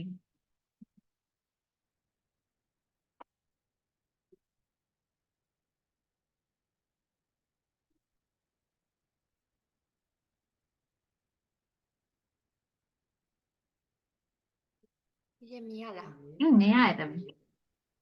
ဟုတ်ကဲ့ကျေအဲ့ဒါစားမယ်နော်အားလုံးမင်္ဂလာပါကျမတို့တင်ကြီးခက်ချောဖြစ်ပြီးတော့ဒီနေ့မှာဆိုလို့ရှိရင်ပေါ့နော် cells division တဲ့မှာဒီ mitosis အကြောင်းပြောပြပေးတော့မှာဖြစ်ပါတယ်ဒီနေ့ကတော့ဒီနေ့ပြောသွားမယ့်ခေါင်းစဉ်ကိုပေါ့နော်ခုနှစ်ခုခွဲပြီးတော့အပိုင်းခုနှစ်ပိုင်းခွဲပြီးတော့ပြောပြပေးသွားမှာပဲဖြစ်ပါတယ်ပထမဆုံးချက်အနေနဲ့ဆိုလို့ရှိရင်ပေါ့နော် what is cells division ပေါ့နော်ဒီ cell ကွဲပွားခြင်းဆိုတာပါလဲပေါ့နော် cell ကွဲပွားခြင်းဆိုတာကဒီနာမည်မှာလဲကွဲပွားခြင်းလို့ပြောရတဲ့ cell တစ်လုံးကနေတစ်လုံးကွဲပွားရတာကိုပြောတာပေါ့နော်ပြောမယ်ဆို like cell တွေခလေးမွေးတစ်လုံးပဲပေါ့နော်အဲ့လိုမျိုးပြီးတော့ why do cell need to divide ပေါ့နော် cell တွေဘာကြောင့်ကွဲပွားဖို့လိုရတာလဲပေါ့နော်ဒီ cell တွေကဒီခန္ဓာကိုယ်ကြီးပွားဖို့အတွက်ခန္ဓာကိုယ်ကြီးထွားဖို့အတွက်ကွဲပွားကြတယ်ပေါ့နော်ဒီမှာဆိုလို့ရှိရင်ဒီငယ်တုန်းကခန္ဓာကိုယ်နဲ့အခုခန္ဓာကိုယ်နဲ့မတူတော့ဘူးပေါ့နော်ဒါဘာကြောင့်လဲဆိုလို့ရှိရင် cell ကွဲပွားကြတာကြောင့်မို့လို့ခန္ဓာကိုယ်ထဲမှာရှိတဲ့ cell များလာတယ်များလာတာကြောင့်မို့လို့ခန္ဓာကိုယ်လေးကြီးထွားလာတာပဲဖြစ်ပါတယ်နောက်ပြီးလို့ရှိရင်လေဒီ cell ကဘာကြောင့်ကွဲပွားလဲဆိုလို့ရှိရင်ဒီခန္ဓာကိုယ်ထဲမှာရှိတဲ့ damage တွေဒီပြီးတော့သေဆုံးခါနီကို cell ဒီနေရာမှာ replace လုပ်ဖို့အတွက်ကွဲပွားတာပဲဖြစ်ပါတယ်ပေါ့နော်ဥပမာပြောရမယ်ဆိုရှင်လက်မှာဒဏ်ရာရသွားတယ်ပေါ့နော်ဒဏ်ရာရသွားတဲ့အခါကျလို့ရှိရင်ဒီကိုက plaster လေးကတ်လိုက်တယ်ပေါ့နော်ဒီမှာတော့ plaster မရှိတာပဲကတ်တာအဲ့ plaster လေးကတ်လိုက်ပြီးတော့နောက်2ရက်3ရက်လဲကြာတော့လုံးဝပျောက်သွားတယ်ပေါ့နော်ဒါဘာကြောင့်လဲဆိုလို့ရှိရင်ဒီ damage ဖြစ်နေတဲ့နေရာမှာလိုအပ်နေတဲ့ cell တွေပေါ့နော် cell တွေကိုထပ်မံကွဲပွားပြီးတော့အသစ်တွေ cell အသစ်တွေရလာတဲ့ကြောင့်မို့လို့ဒဏ်ရာပျောက်သွားတာပဲဖြစ်ပါတယ်နောက်ပြောဒီနေရာမှာမှတ်စီချင်တာပေါ့နော်ဒီနေ့ပြောပြမယ် mitosis ကလေegg and sperm cell ကိုထုတ်လုပ်တဲ့ process လုံးဝမဟုတ်ပါဘူးသူဒီ egg and sperm cell ထုတ်လုပ်တဲ့cell တွေထုတ်လုပ်တဲ့ process ကကြတော့ meiosis လို့ခေါ်ပါတယ် mitosis ကကြတော့ body cell ပေါ့နော်ဒီခန္ဓာကိုယ် cell တွေကိုပဲထုတ်လုပ်တာဖြစ်ပါတယ်ပြီးတော့လို့ရှိရင် mitosis ကထုတ်လုပ်ပြီးဆိုလို့ရှိရင်သူက identical cell တွေပဲထုတ်လုပ်တယ်ပေါ့နော်ဒီအောက်မှာကနမူနာအနေနဲ့ဒီတိတာထီချောင်းပြတာပြီးတာပေါ့နော်ဥပမာပန်းရောင်ကနေပြီးတော့အပြာရောင်ဆဲတွေမထုတ်ပေါ့နော်သူကပန်းရောင်ကနေပေါ့နော်သူမြင်တာအောင်ပြပြပေါ့နော်ပြီးတော့လေဒီခန္ဓာကိုယ်ထဲမှာရှိနေတဲ့ cell တွေကတစ်ချိန်လုံးကွဲပွားနေရလားပေါ့နော်ဒါမေးချင်စရာပဲပေါ့နော်တကယ်တော့ခန္ဓာကိုယ်ထဲမှာရှိတဲ့ cell တွေကတစ်ချိန်လုံးမကွဲပွားနေဘူးပေါ့နော်အဲ့လိုမျိုးဘာဖြစ်လို့လဲဆိုတော့အဲ့လိုမျိုးကွဲပွားနေမယ်ဆိုရှင်ဒီခန္ဓာကိုယ်အကလုံးပေါက်ကရတွေဖြစ်ကုန်ပါပေါ့နော်ဒါကြောင့်မို့လို့ခန္ဓာကိုယ်ထဲမှာရှိတဲ့ cell တွေကအချိန်လုံးမကွဲပွားနေပါဘူးတကယ်ပြောရမယ်ဆိုလို့ရှင်အဲ့လိုခန္ဓာကိုယ်ထဲမှာရှိတဲ့ cell တွေအချိန်လုံးကွဲပွားနေပြီးတော့အဲ့လိုမျိုးအထင်းကိုမဲ့ကြီးထွားနေတာကကင်ဆာလို့ပြောရတယ်ပေါ့နော်ဒီကင်ဆာကိုယ်တိုင်ကလည်းအဲ့လိုမျိုးအထင်းကိုမဲ့ cell တွေကြီးထွားတာကြောင့်မို့လို့ဖြစ်လာတာပဲဖြစ်ပါတယ်ပြီးတော့သူကလေကင်ဆာကတခါတည်းကြောက်လို့ရှိရင်ဒီ normal cell တွေရဲ့ nutrient တွေကိုလည်းသူကအဲ့လိုမျိုး သူကလောဘကြီးပြီးအများကြီးစားသုံးလိုက်တာမျိုးလည်းရှိရပေါ့နော်အဲ့ဒါကြောင့်မို့လို့ကင်ဆာဖြစ်တယ်လို့လည်းပြောရတယ်ပေါ့နော်ပြီးတော့လို့ရှိရင်ဒီ mitosis ကိုမသွားခင်ပေါ့နော်အဲ့ဒီ mitosis အဆင့်ကိုမရောက်ခင် interphase ဆိုတဲ့အဆင့်ရှိပါတယ်အဲ့ဒီအဆင့်လေးကိုနည်းနည်းပြပြပေးပါပေါ့နော်ဒီအဆင့်ကပါလဲဆိုလို့ရှိရင်ဒီအဆင့်မှာဆိုလို့ရှိရင်ဆဲတွေကြီးထွားမယ်ပြီးလို့ရှိရင်ဒီ DNA တွေ copy ကူးမယ်ပေါ့နော် copy ကူးသွားလို့ရှိရင်ဒီဆဲထဲမှာရှိတဲ့ daily cell function တွေအားလုံးကိုသူလုပ်စရာရှိရာတွေကိုဒီအဆင့်မှာပဲလုပ်တယ်ပေါ့နော်သူကဒီအဆင့်ကဆိုလို့ရှိရင်ဒီဆဲရဲ့တက်တန်တစ်လျှောက်လုံးမှာအချိန်အများဆုံးဖြုံးနေနေရလို့ပြောလို့ရတယ်ပေါ့နော်ဒီဆဲစိုက်ကမှာကြည့်ရင်သိရပါတယ်ဒီဆဲစိုက်ကမှာဒီအစိမ်းရဲ့အဝါပေါ့နော်ဒီ interface အဆင့်မှာဒီ interface အဆင့်ကဆိုလို့ရှိရင်ဒီဆဲစိုက်ကရဲ့90%လောက်ရှိရပေါ့နော်ဒီဆဲရဲ့တက်တန်တစ်လျှောက်လုံးကို interface အဆင့်မှာအချိန်ဖြုံးပါတယ်ပြီးတော့ mitosis ကတော့10%လောက်ပဲရှိရပေါ့နော်ပြီးတော့ဒီ mitosis မှာ cytokinesis ဆိုပြီးတော့အဲ့လိုအဆင့်တစ်ဆင့်လည်းရှိသေးတယ်ပေါ့နော်ဒါထားပါဒီမှာဆိုလို့ရှိရင်ကြည့်မယ်ဆိုလို့ရှိရင်ဆဲကဒီအဆင့်မှာဆိုလို့ရှိရင်သူကဒီဆဲကြီးထွားမယ်ပေါ့နော်ကြီးထွားပြီးတော့ DNA synthesis အတွက်သူပြင်ဆင်စရာရှိရည်ပြင်ဆင်မယ်ပြီးတော့ဒီလုံးစရာရှိရဲ့တခြား organelle တွေကိုဟိုပါပေါ့ဒီ replicate လုပ်တာတို့ဘာတို့ daily cell function လုပ်ငန်းဆောင်တာတွေအားလုံးလုပ်တယ်ပြီးလို့ရှိရင် cell DNA synthesis လုပ်တယ်ပြီးတော့လို့ရှိရင်နောက်ဆုံး mitosis မစခင်မှာဆိုလို့ရှိရင်ပေါ့သူကနောက်တစ်ချိန်ထပ်မံကြီးထွားရပေါ့နော်ကြီးထွားပြီးလို့ရှိရင်ဒီ mitosis စတင်ဖို့အတွက်သူပြင်ဆင်စရာရှိရတယ်ပြင်ဆင်တယ်ပေါ့နော်ကလေးမျိုးကိုသူပြင်ဆင်နေတယ်လို့ပဲပေါ့နော်အဲ့လိုမျိုးပါပဲဒါနောက်ထပ်ပို့ပြီးမြင်တာအောင်လို့ပြထားပေးရမယ်ဖြစ်ပါတယ်ဒီမိုက်ပြီးတော့ခုနပြောသွားရပေါ့နော် DNA ကို copy ကူးရတယ်ပေါ့နော်အဲ့မတိုင်ခင် DNA ကဘယ်လိုမျိုးလဲ chromosome ဆိုတာဘယ်လိုမျိုးလဲဆိုတာလေးပြောပြပေးသွားပါမယ်ဒီအားလုံးသိတဲ့အတိုင်းဒီ cell ထဲမှာပေါ့နော် nucleus ဆိုတဲ့ organelle လေးရှိရဲအဲ့ဒီ organelle ထဲမှာမှ DNA ဆိုsorry ခုနnucleus ထဲမှာမှဒီ DNA ဆိုတဲ့ဟာရှိရပေါ့နော် nucleus ထဲမှာ DNA ကိုတည်ဆောင်ထားရတယ်ပေါ့နော်ဒီ DNA ကလည်းအရင်အရေးကြီးအရာကြီးပါဘာလို့ဆိုတော့သူဒီ genetic information တွေအားလုံးကိုသူကပဲတည်ဆောင်ထားတာမို့လို့ပါဒါကြောင့်မို့လို့ DNA ကအရင်အရေးကြီးရဲ့အရာပါခွာတော့မယ်ဆိုလို့ရှိရင် DNA ကိုအဲ့ဒီလုံးဝ identical တူနေအောင်လို့copy ကူးရတယ်ပေါ့နော်ဒါအရင်အရေးကြီးရဲ့ချက်ပါနောက်ပြီးတော့ပြဿနာတစ်ခုကပါလဲဆိုတော့ပေါ့နော်ဒီ DNA ကအားလုံးလည်းသိမယ်ပေါ့နော် DNA ကတပင်လိုမျိုးဟိုလိုအရှည်ကြီးရှိရဲနောက်ပြီးတော့သူကအဲ့လိုမျိုးဒီတိုင်းသာဆိုလို့ရှိရင်သူကရှုပ်ထွေးနေမယ်ပေါ့နော်ဒါကြောင့်မို့လို့သူorganize လုပ်ဖို့လိုအပ်လာတယ်ပေါ့နော်ဒါကြောင့်မို့ခန္ဓာကိုယ်ကနေပြီးတော့ DNA တွေကိုစုစည်းပြီးတော့ chromosome ဆိုတဲ့အရာအဲ့မဲ့ chromosome ကိုတစ်ခုတည်းDNA တစ်ခုတည်းဖန်တီးရတော့မဟုတ်ပေါ့နော် DNA အပြင်မှာprotein မှာပေါင်းပြီးတော့chromosome လေးတွေကိုအတူတကွဖန်တီးထားရပေါ့နော်ပြီးသွားလို့ရှိရင်လူရဲ့ခန္ဓာကိုယ်မှာ chromosome က46ခုရှိရပေါ့နော်46ခုရှိရအဲဒါမို့လို့ဒီလိုမျိုး chromosome လေးဖန်တီးလိုက်တဲ့အတွက်ကြောင့်မလို့ DNA copy ကူးတဲ့အခါကြလို့ရှိရင်လည်းလွယ်ကူပါတယ်ပေါ့နော်ဘယ်လိုပြောမလဲဒီစပင်းတွေကိုဒီတိုင်းတချောင်းချင်းစီ copy ကူးနေရတဲ့ဒီလိုမျိုးစုပြီးတော့အိတ်နဲ့ထည့်ပြီးတော့အဲ့လို copy ကူးတာပို့ပြီးတော့လွယ်တယ်ပေါ့နော်ဒါဥပမာပြောပြတာပေါ့နော်အဲ့လိုမျိုးပဲပေါ့နော်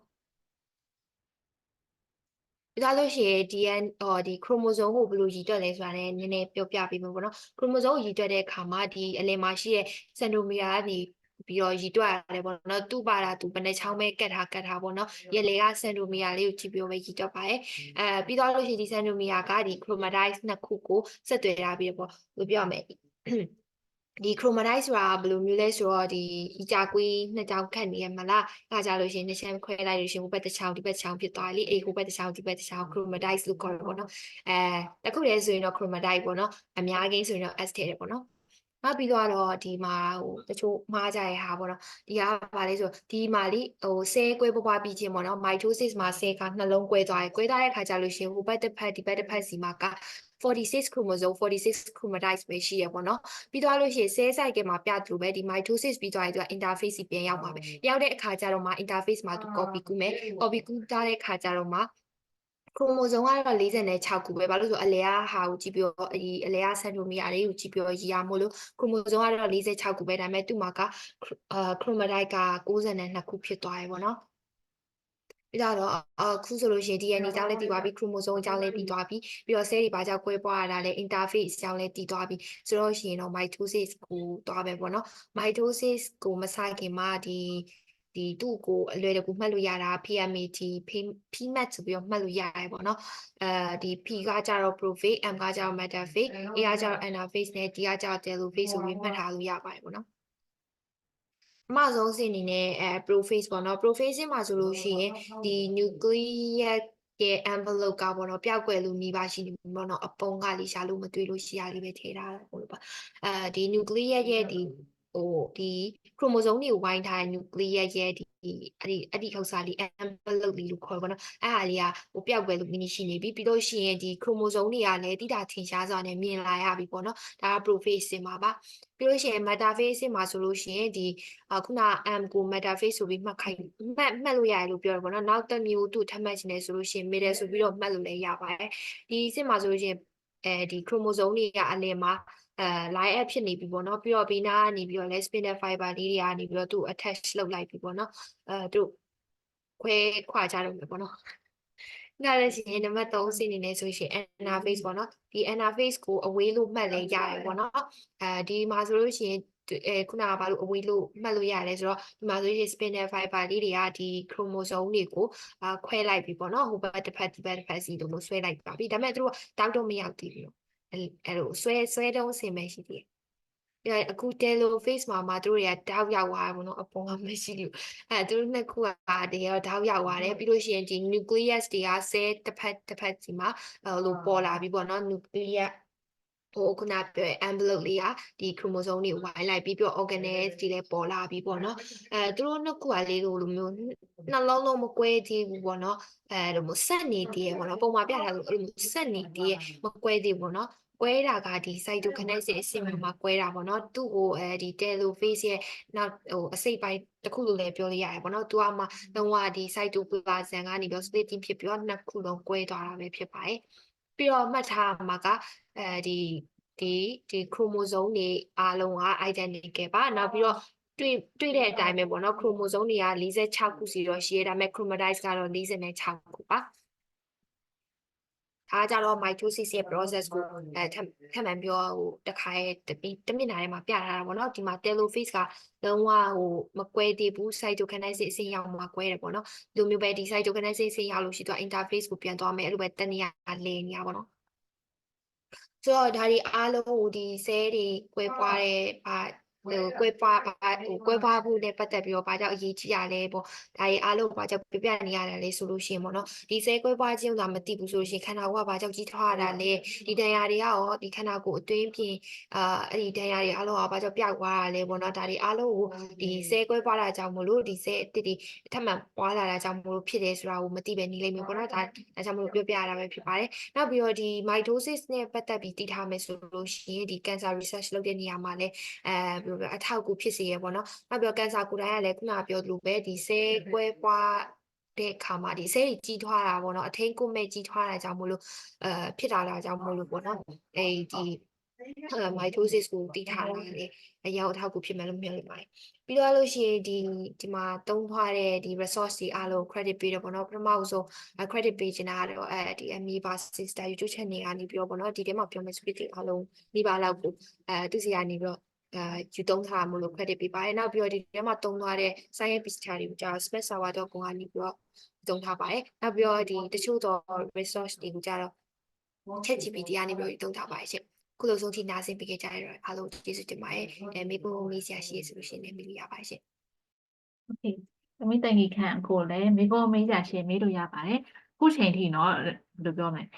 ဒီ app ကလူတွေကတောက်လျှောက်အကုန်လုံးပြောကြမရှိအောင်ကိုတောက်လျှောက်အကုန်လုံး perfect ဖြစ်အောင်နေပြောသားပါတယ်ဟုတ်ပြီเนาะစာလိုက်နှွှေးခြင်းတဲ့သူတွေတောင်လုံးဝအဆင်ပြေတယ်တခန်းလုံးကိုလုံးဝ social science ကိုနှွှေးလို့ရတဲ့အချိန်တောင်ရောက်သားပါတယ်ဟုတ်ပြီเนาะ okay ဟုတ်ပါပြီသမီးတန်ကြီးခန့်ကိုရတယ်တော့သမီးတန်ကြီးခန့်ကိုမေးခြင်းတဲ့သူများရှိရင်မေးပေးပါအောင် okay သမီးစံနေ okay မေးပေးပါအောင်သမီးခရိုမိုဆိုးထဲမှာလေgene အပါ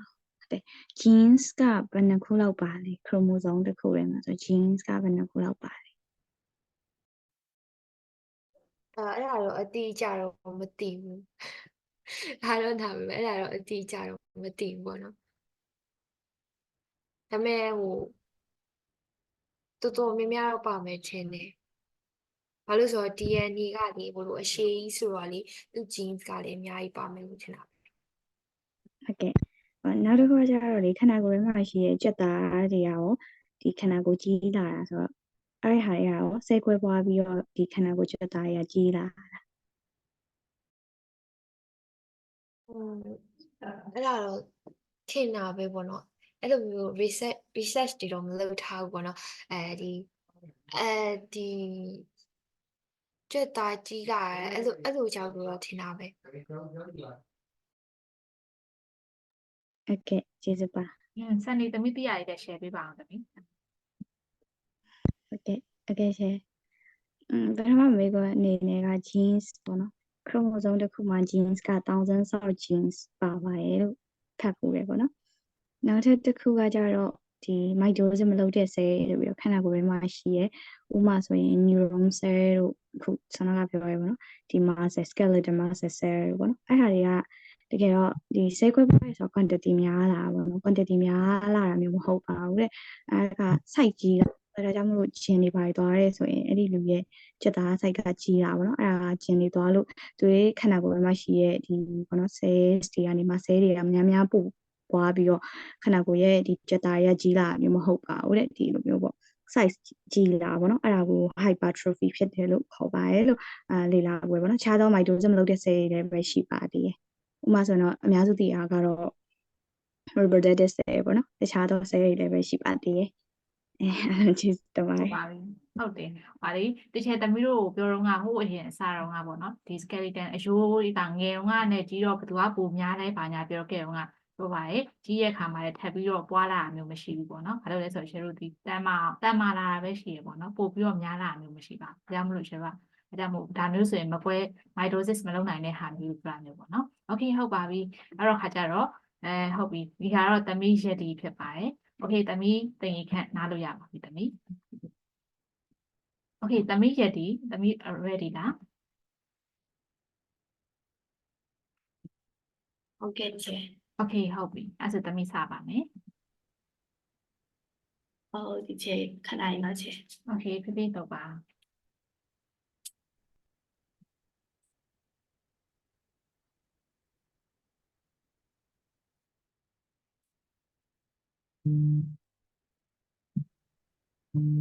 โอเคသမီးစလို့ရပြီနော် Okay. So hello everyone, I'm Supongpi and I'm currently attending class F at YDP Academy, and today I would like to talk about evolution. So first I would like you to see my content. So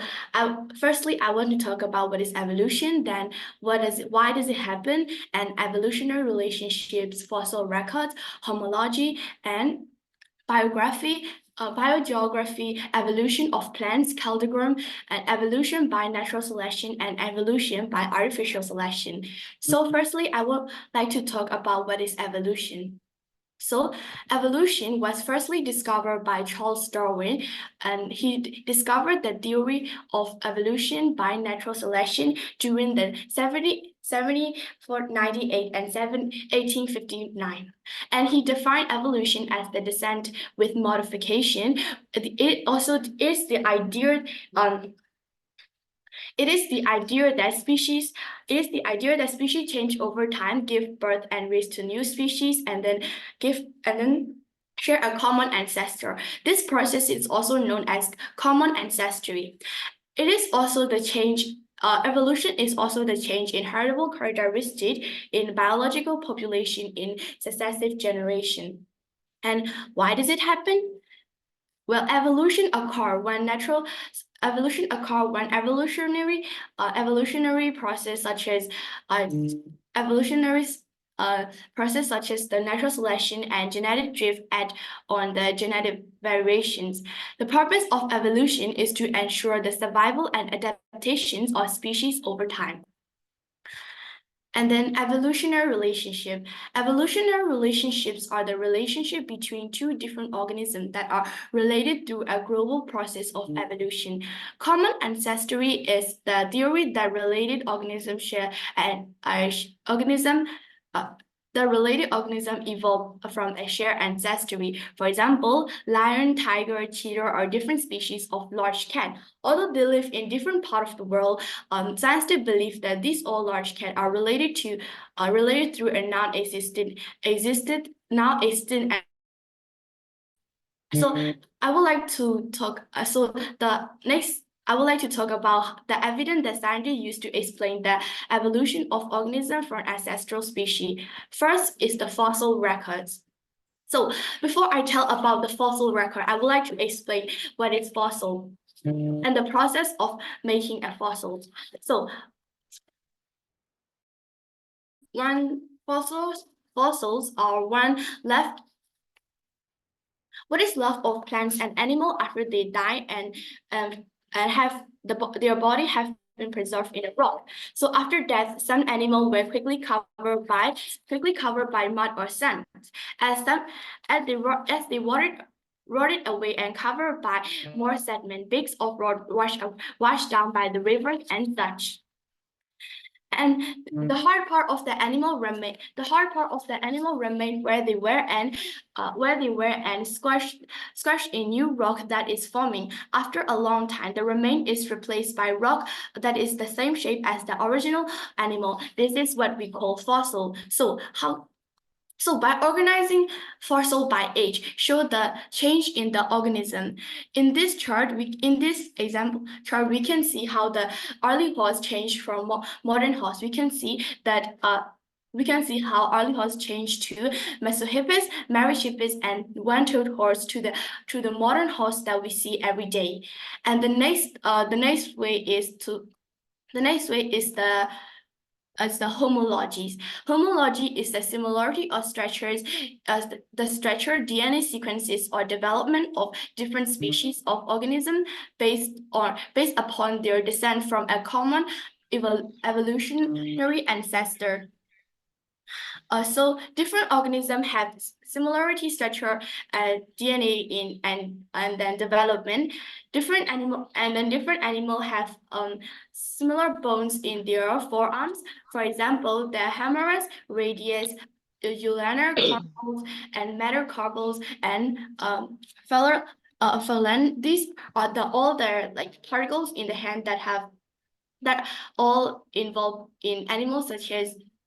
human, cat, whales, and bat. And another way is biogeography. Biogeography is the study of the distribution of species and ecosystem in geographic space and through geological time. So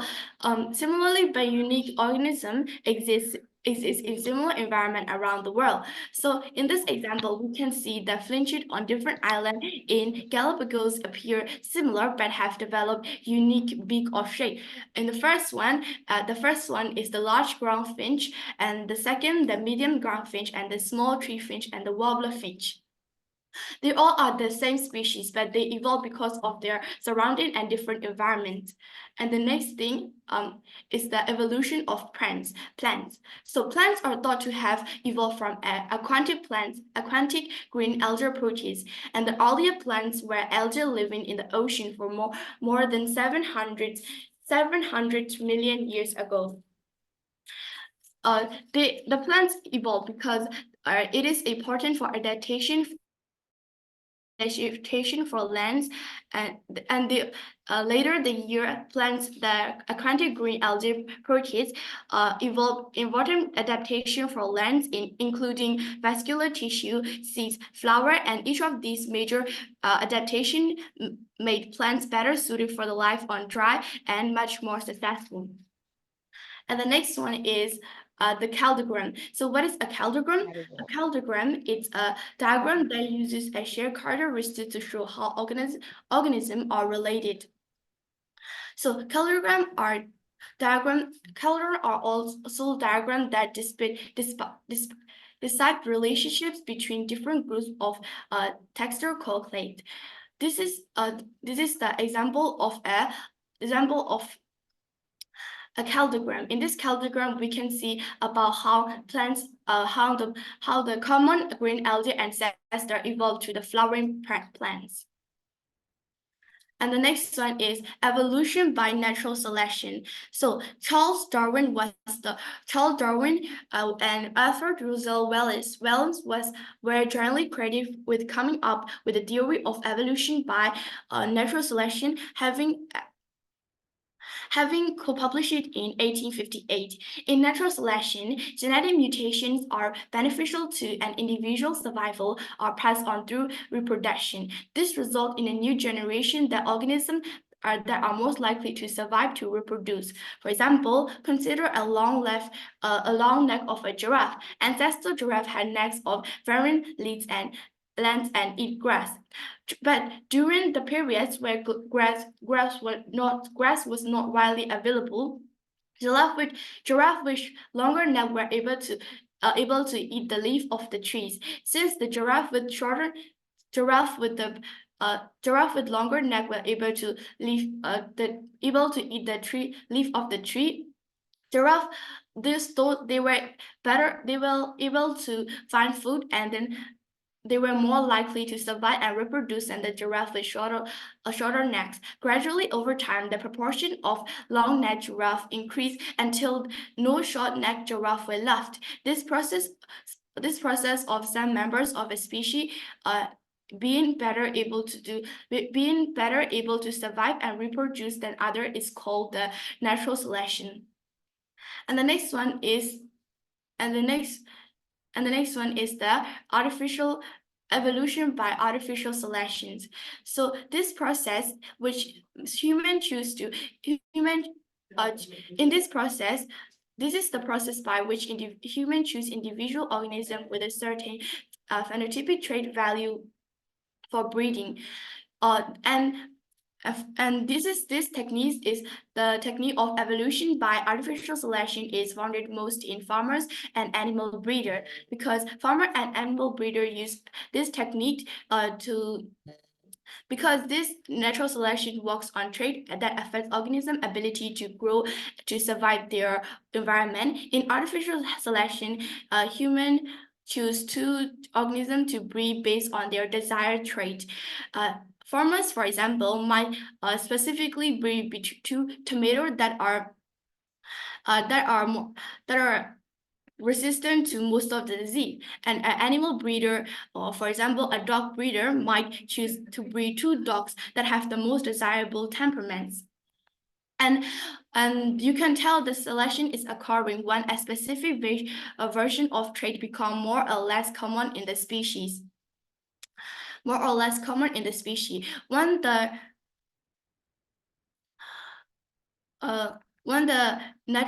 species evolve from an existing species, this process is also called a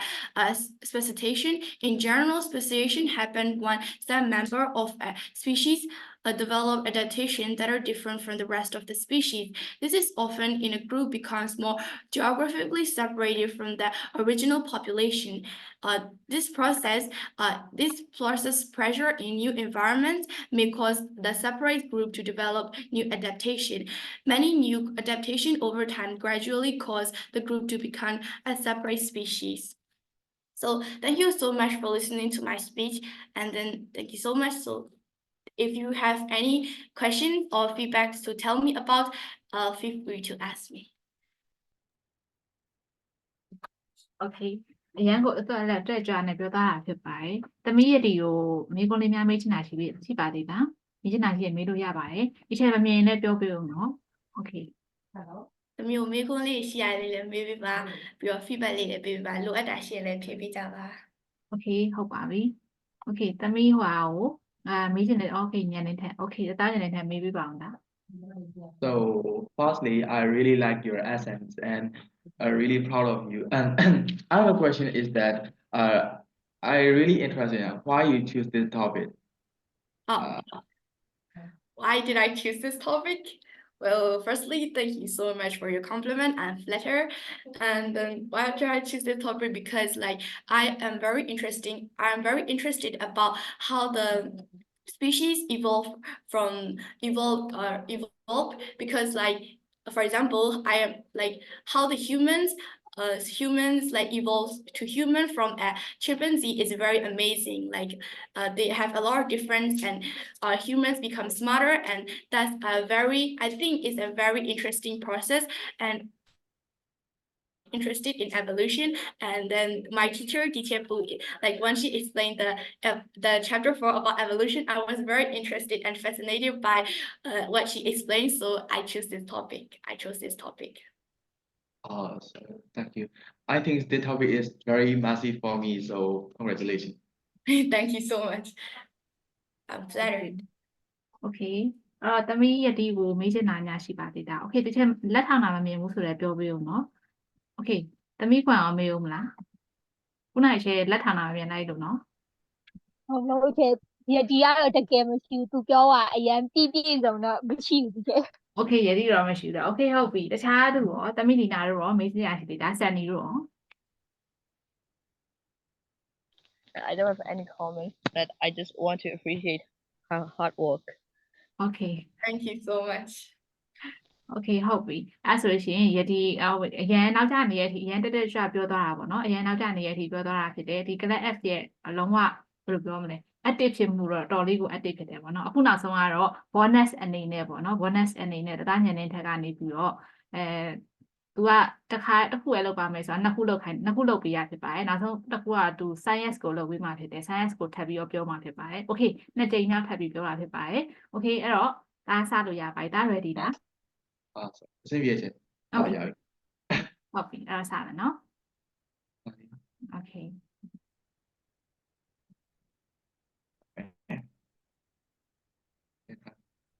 Okay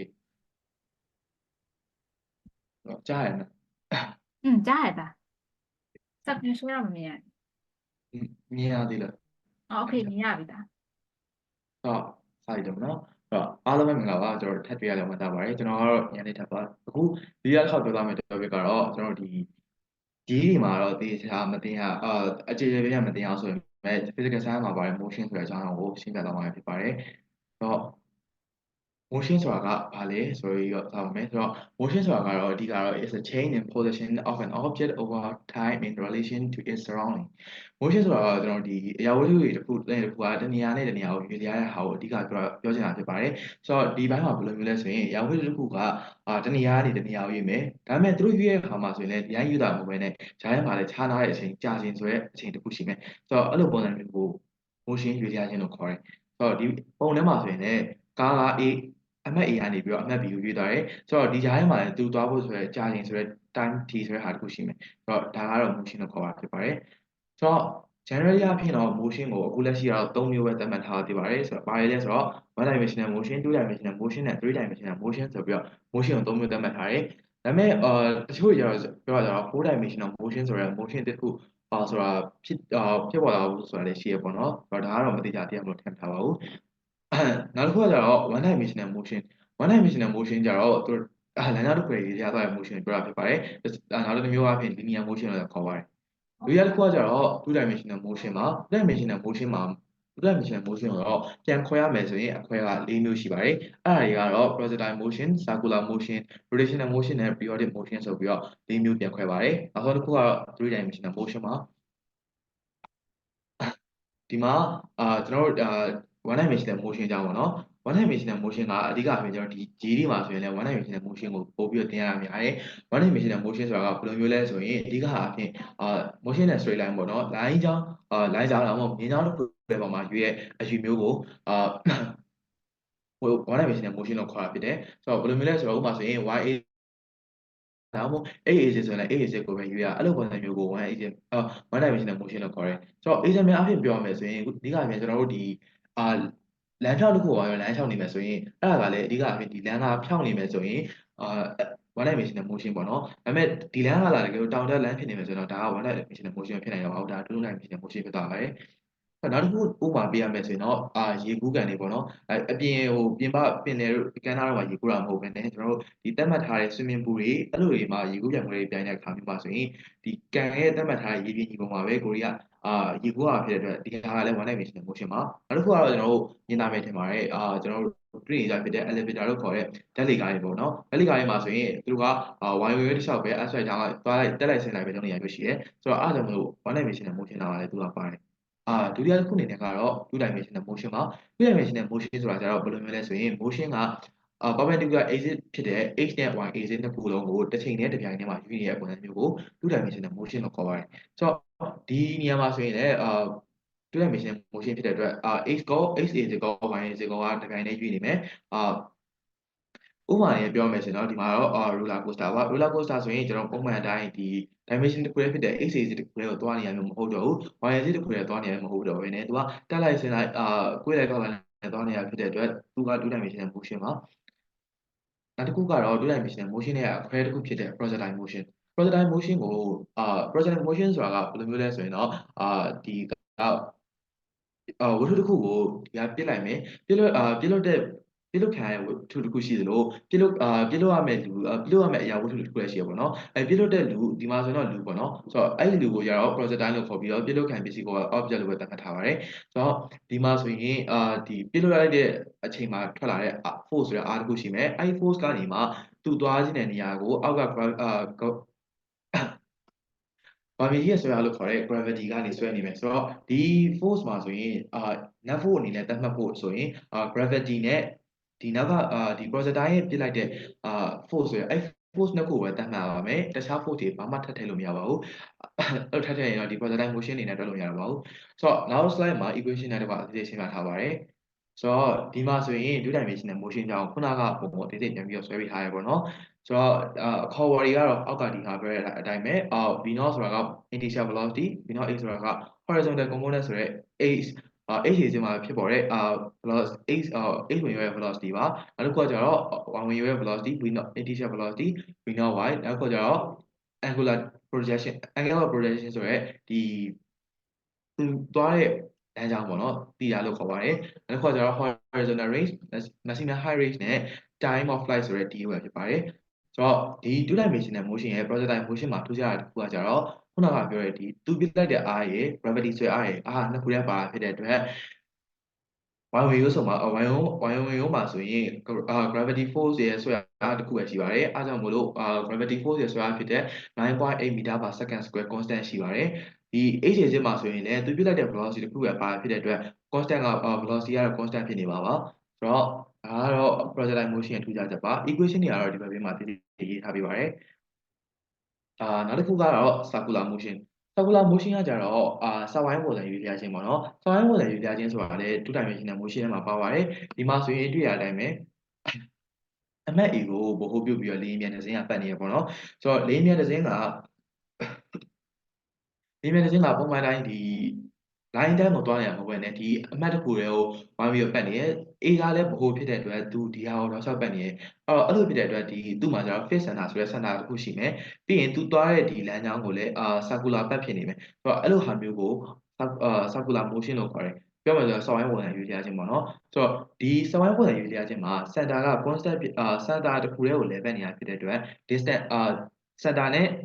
object နဲ့ဂျားရဲ့အကွာအဝေးကတော့ constant ဖြစ်နေလိမ့်မယ်အတန်ပြီးပြီဆိုရင်ကျွန်တော်တို့ဒီ circular ဒီ object ကလည်းဒီ circular trajectory လို့ခေါ်တဲ့ဒီ circular path ပေါ်မှာလဲပတ်နေမှာဖြစ်ပါတယ်ပြီးတော့ဒီမှာဆိုရင်နောက်ထပ်တစ်ခုပုံလေးဖြစ်နေတာကြတော့ဒီ motion မှာသွားနေတဲ့ speed ဒါမှမဟုတ် velocity ရဲ့ magnitude ကတော့အမြဲ constant ဖြစ်နေမှာပါအဲ့ဒါကတော့ uniform circular motion ပေါ့နော်ဆိုတော့နောက်ထပ်ကျတော့ equation နဲ့တကွရှင်းပြထားပါတယ်ဆိုတော့ဒီမှာဆိုရင်ခုနကဒီမြန်သွားနေတဲ့ပုံပေါ့နော်တစ်ချက်ပြန်ဆွဲထားပေးရပါဆိုတော့ equation တွေနဲ့သုံးမယ်ဆိုရင်ဒီမှာဆိုရင်ဒီမှာဆိုရင်ခုနကသူရွေးရဲ့အရွေကို angular displacement လို့ခေါ်ပါတယ်ပုံမှန် displacement လို့မသုံးပါဘူးဒီမှာဆိုရင် angular displacement သီတာလို့ခေါ်ပါတယ်ဆိုတော့ angular displacement သီတာကိုလိုချင်တယ်ဆိုရင်တော့arc length ကိုတည်ပြီးတော့ radius of circle နဲ့စားရပါတယ်ဆိုတော့ဒါကတော့ equation ပါနောက်ထပ် equation တွေနဲ့မှာဆက်ရှင်းပြထားပါတယ်ဆိုတော့ဒီမှာဆိုရင် angular displacement ကနှစ်ခုဖြစ်သွားမှာเนาะဆိုတော့ဒါကတော့ဟိုကျဲ equation နဲ့ရှင်းပြထားတာပါဒီမှာဆိုရင်angular displacement ကိုရှာတဲ့ equation ပါမယ်ပြီးတော့ angular velocity ကိုရှာတဲ့ equation ရှိသလိုကျွန်တော်ဒီ angular acceleration လို့ခေါ်တဲ့ alpha ကိုရှာတဲ့ equation နဲ့ပါပါတယ် တော့နောက်တစ်ခုအနေနဲ့ကတော့ကျွန်တော်တို့ဒီ rotational motion မှာ rotational motion ကကြတော့နောက်တစ်နည်းနဲ့ပြောမယ်ဆိုရင်ကျွန်တော်တို့ rotational dynamic ဆိုရယ်လဲပတ်နေတဲ့အရာဝတ္ထုတွေလို့သတ်မှတ်လဲရတယ်ဆိုတော့အဲ့ဒါကဘယ်လိုမျိုးလဲဆိုတော့ခုနကပြောသလိုပဲဒီအရာဝတ္ထုတစ်ခုကဆန္ဒတစ်ခုကိုphase AC ဆိုရယ်ဝင်ရိုးတစ်ခုကိုတိကျသတ်မှတ်ပြီးတော့လဲပတ်နေရမျိုးဥပမာဆိုရင်ကဘာကနေကိုတိကျရဲ့လမ်းကြောင်းကနေပြီးတော့လဲပတ်နေတယ်အဲ့ဒါကအမြဲတမ်းဒီ constant နဲ့ဒီပုံစံအတိုင်းပဲဒီဘက်ဆိုဒီဘက်လမ်းကြောင်းမှာပဲလဲပတ်နေအဲ့ဒါကြောင့်မလို့ဒီဟာလဲ rotational motion ဖြစ်တယ်ပြီးတော့ကဘာကဒီလမ်းကြောင်းမှာလဲပတ်နေတာလဲပတ်ရုံပဲလားဆိုတော့မဟုတ်သေးဘူးပြီးတော့ကဘာသူ့ဝင်ရိုးဟိုဟာလဲသူလဲပတ်နေသေးတယ်ဆိုတော့အဲ့ဒါကြောင့်မလို့ဒီကဘာကလည်းပြောမယ်ဆိုရင် rotational dynamic တစ်ခုဖြစ်တယ်ပြီးတော့ကဘာတစ်ခုပဲလားဆိုတော့မဟုတ်သေးဘူးကျွန်တော်ဒီ solar system ထဲမှာရှိနေတဲ့နေကိုလှည့်ပတ်နေတဲ့အဖွဲ့အစည်းတွေပါတယ်ဒီမှာပုံထဲမှာပြထားတဲ့နောက်တစ်ခုရဆိုရင်လာကလည်းကဘာဝင်ရိုးကိုသေချာပေါက်လှည့်ပတ်နေတာဖြစ်တဲ့အတွက်လာကဘာဒါကလည်း rotational dynamic ဖြစ်ပါတယ်ဆိုတော့နောက်တစ်ခုကတော့နောက်ဆုံးတစ်ခုကတော့ကျွန်တော် periodic motion ပါ periodic motion ကြတော့ဘယ်လိုမျိုးလဲဆိုတော့အဓိကအားဖြင့်အချိန်မှန်ရွေးလျားနေတဲ့ motion ပေါ့နော်ဆိုတော့ဘယ်လိုပြောရမလဲဆိုရင်ဒီပုံမှာပါတဲ့အတိုင်းပဲဝတ္ထုတစ်ခုကသူinitial velocity တစ်ခုရှိလိုက်လို့သူကစပြီးတော့ရွေးလျားရတယ်ဒါပေမဲ့နောက်ထပ်အဲ့ဒီအချိန်သူကသူ့တာဝန်ပြီးတဲ့အချိန်တစ်ချိန်မှာပဲသူလုပ်တယ်ပြီးရင်နောက်ထပ်ဒီပုံသေးရှိရဲ့တိကျတဲ့အချိန်တစ်ခုမှနောက်တစ်ခါပြန်လာတယ်ဆိုတော့အဲ့လိုပုံစံမျိုးနဲ့ပဲသူကအဆက်မပြတ်သွားနေရပေါ့နော်ပြောရမယ်ဆိုရင်သူကlinear motion နဲ့တူရဆိုပေမဲ့ linear motion နဲ့မတူတာကကြတော့အဓိကdirection ကကြတော့ဒီမှာတွေ့တဲ့အတိုင်းပဲ x ဝင်ရော y ဝင်ရောတိုင်းနဲ့သွားနေတာဖြစ်တဲ့အတွက်direction ကနှစ်ခုဖြစ်တဲ့အတွက်ဒါ two dimensional motion ဖြစ်သွားတာပါဆိုတော့နောက်ဆုံးအနေနဲ့နောက်ဆုံးပြောချင်တာကတော့ဒီ three dimensional motion ပေါ့နော်ဆိုတော့ three dimensional motion ဆိုတာကကြတော့ခုနကပြောတဲ့ x az y az တင်မဟုတ်တော့ဘဲနဲ့အဲ့ x az y az ကိုမှနောက်ထပ်ထပ်ပြီးတော့တောင်းမှန်ကြားတဲ့ down down z az ဆိုတာဟာတခုထပ်ပါလာပဲเนาะဆိုတော့အဲ့ z az မှာဆိုရင်ဘယ်လိုမျိုးလဲဆိုရင်အဓိကအပြင်သူကအဲ့ x az ကော y az ကော z az ကောသုံးခုလုံးကိုတပြိုင်နက်တည်းယူရတာဆိုတော့ဒီဘိုင်းမှာဆိုရင်ဘယ်လိုမျိုးပါမလဲဆိုရင်ဥပမာလုံးဝ free fall ဖြစ်နေတဲ့ဟာမျိုးပေါ့နော်ဆိုတော့ဒီထဲမှာဆိုရင်ကြည့်ပါဥပမာ drone ဆိုရင် x az y az ဆိုတဲ့ဒီလိုမျိုးအကွေးတိုင်းမြင်းကွေးတိုင်းသွားနေရမျိုးမဟုတ်တော့ဘဲနဲ့သူကလွယ်လွယ်လက်သွားနေရသူသွားနေတဲ့ပုံစံကလည်းlike direction ကဖမ်းဖို့ခက်တယ်ဆိုတော့ဒါကတော့ three dimensional motion ပါ example ကတော့ခုနကဒီ drone အပြင်မှာကျွန်တော်ပြောရမယ်ဆိုရင်ဒီလေယာဉ်ပြန်နေတခြားဒီ flying object တွေတော့များကတော့ three dimensional motion တွေများပါတယ်ဆိုတော့ဒီနေ့ motion ကိုပြောတာကတော့ဒီလောက်ပါပဲဆိုတော့အားလုံးကိုနားထောင်ပြီးကျေးဇူးအများကြီးတင်ပါတယ်အချိန်ပေးပြီးတော့ဆိုတော့တခြားမေးလို့ချင်တာရှိရင်မေးလို့ရပါတယ်ခင်ဗျာမိလီနာခုနကတမီးပြောတဲ့စကားလေးသူ့ကိုပြပြလိုက်ပါဒီကိုဆရာကြီးနော်ပြောပြလိုက်ပါအောင်ဉာဏ်နဲ့အားရှိသွားအောင်လို့အမောပြသွားအောင်ဖိစစ်တန်းလာတက်နေရတယ်လို့ပါပဲလို့ကြောင်းတက်တော့တတိယပါဟုတ်တယ်ဒီပိုင်းနေစက်တွေ physics တန်းမှာဟုတ်တယ် physics တန်းလာတက်ပြီးတော့ဆရာကြီးနော်ဟုတ်တယ်အဲ့ဒါပြောတာF ကလူရအရန်နောက်ကျနေရလေအခု10နာရီထိုးရှိရဲ့အထိဟုတ်ပဲနောက်လျှောက်မနာတဲ့အတန်တောင်လုံးဝမကြပါဘူးเนาะအတန်တောင်လုံးဝမကြပါဘူးအဲ့လိုမျိုးပြောတာပါအဲ့လိုထိကိုပြောနိုင်ဖတ်စာဦးကြည့်တော့တတိယပါဟုတ်တယ်เนาะโอเคဟုတ်ပြီတာညနေထက်မောသားရည်လားမော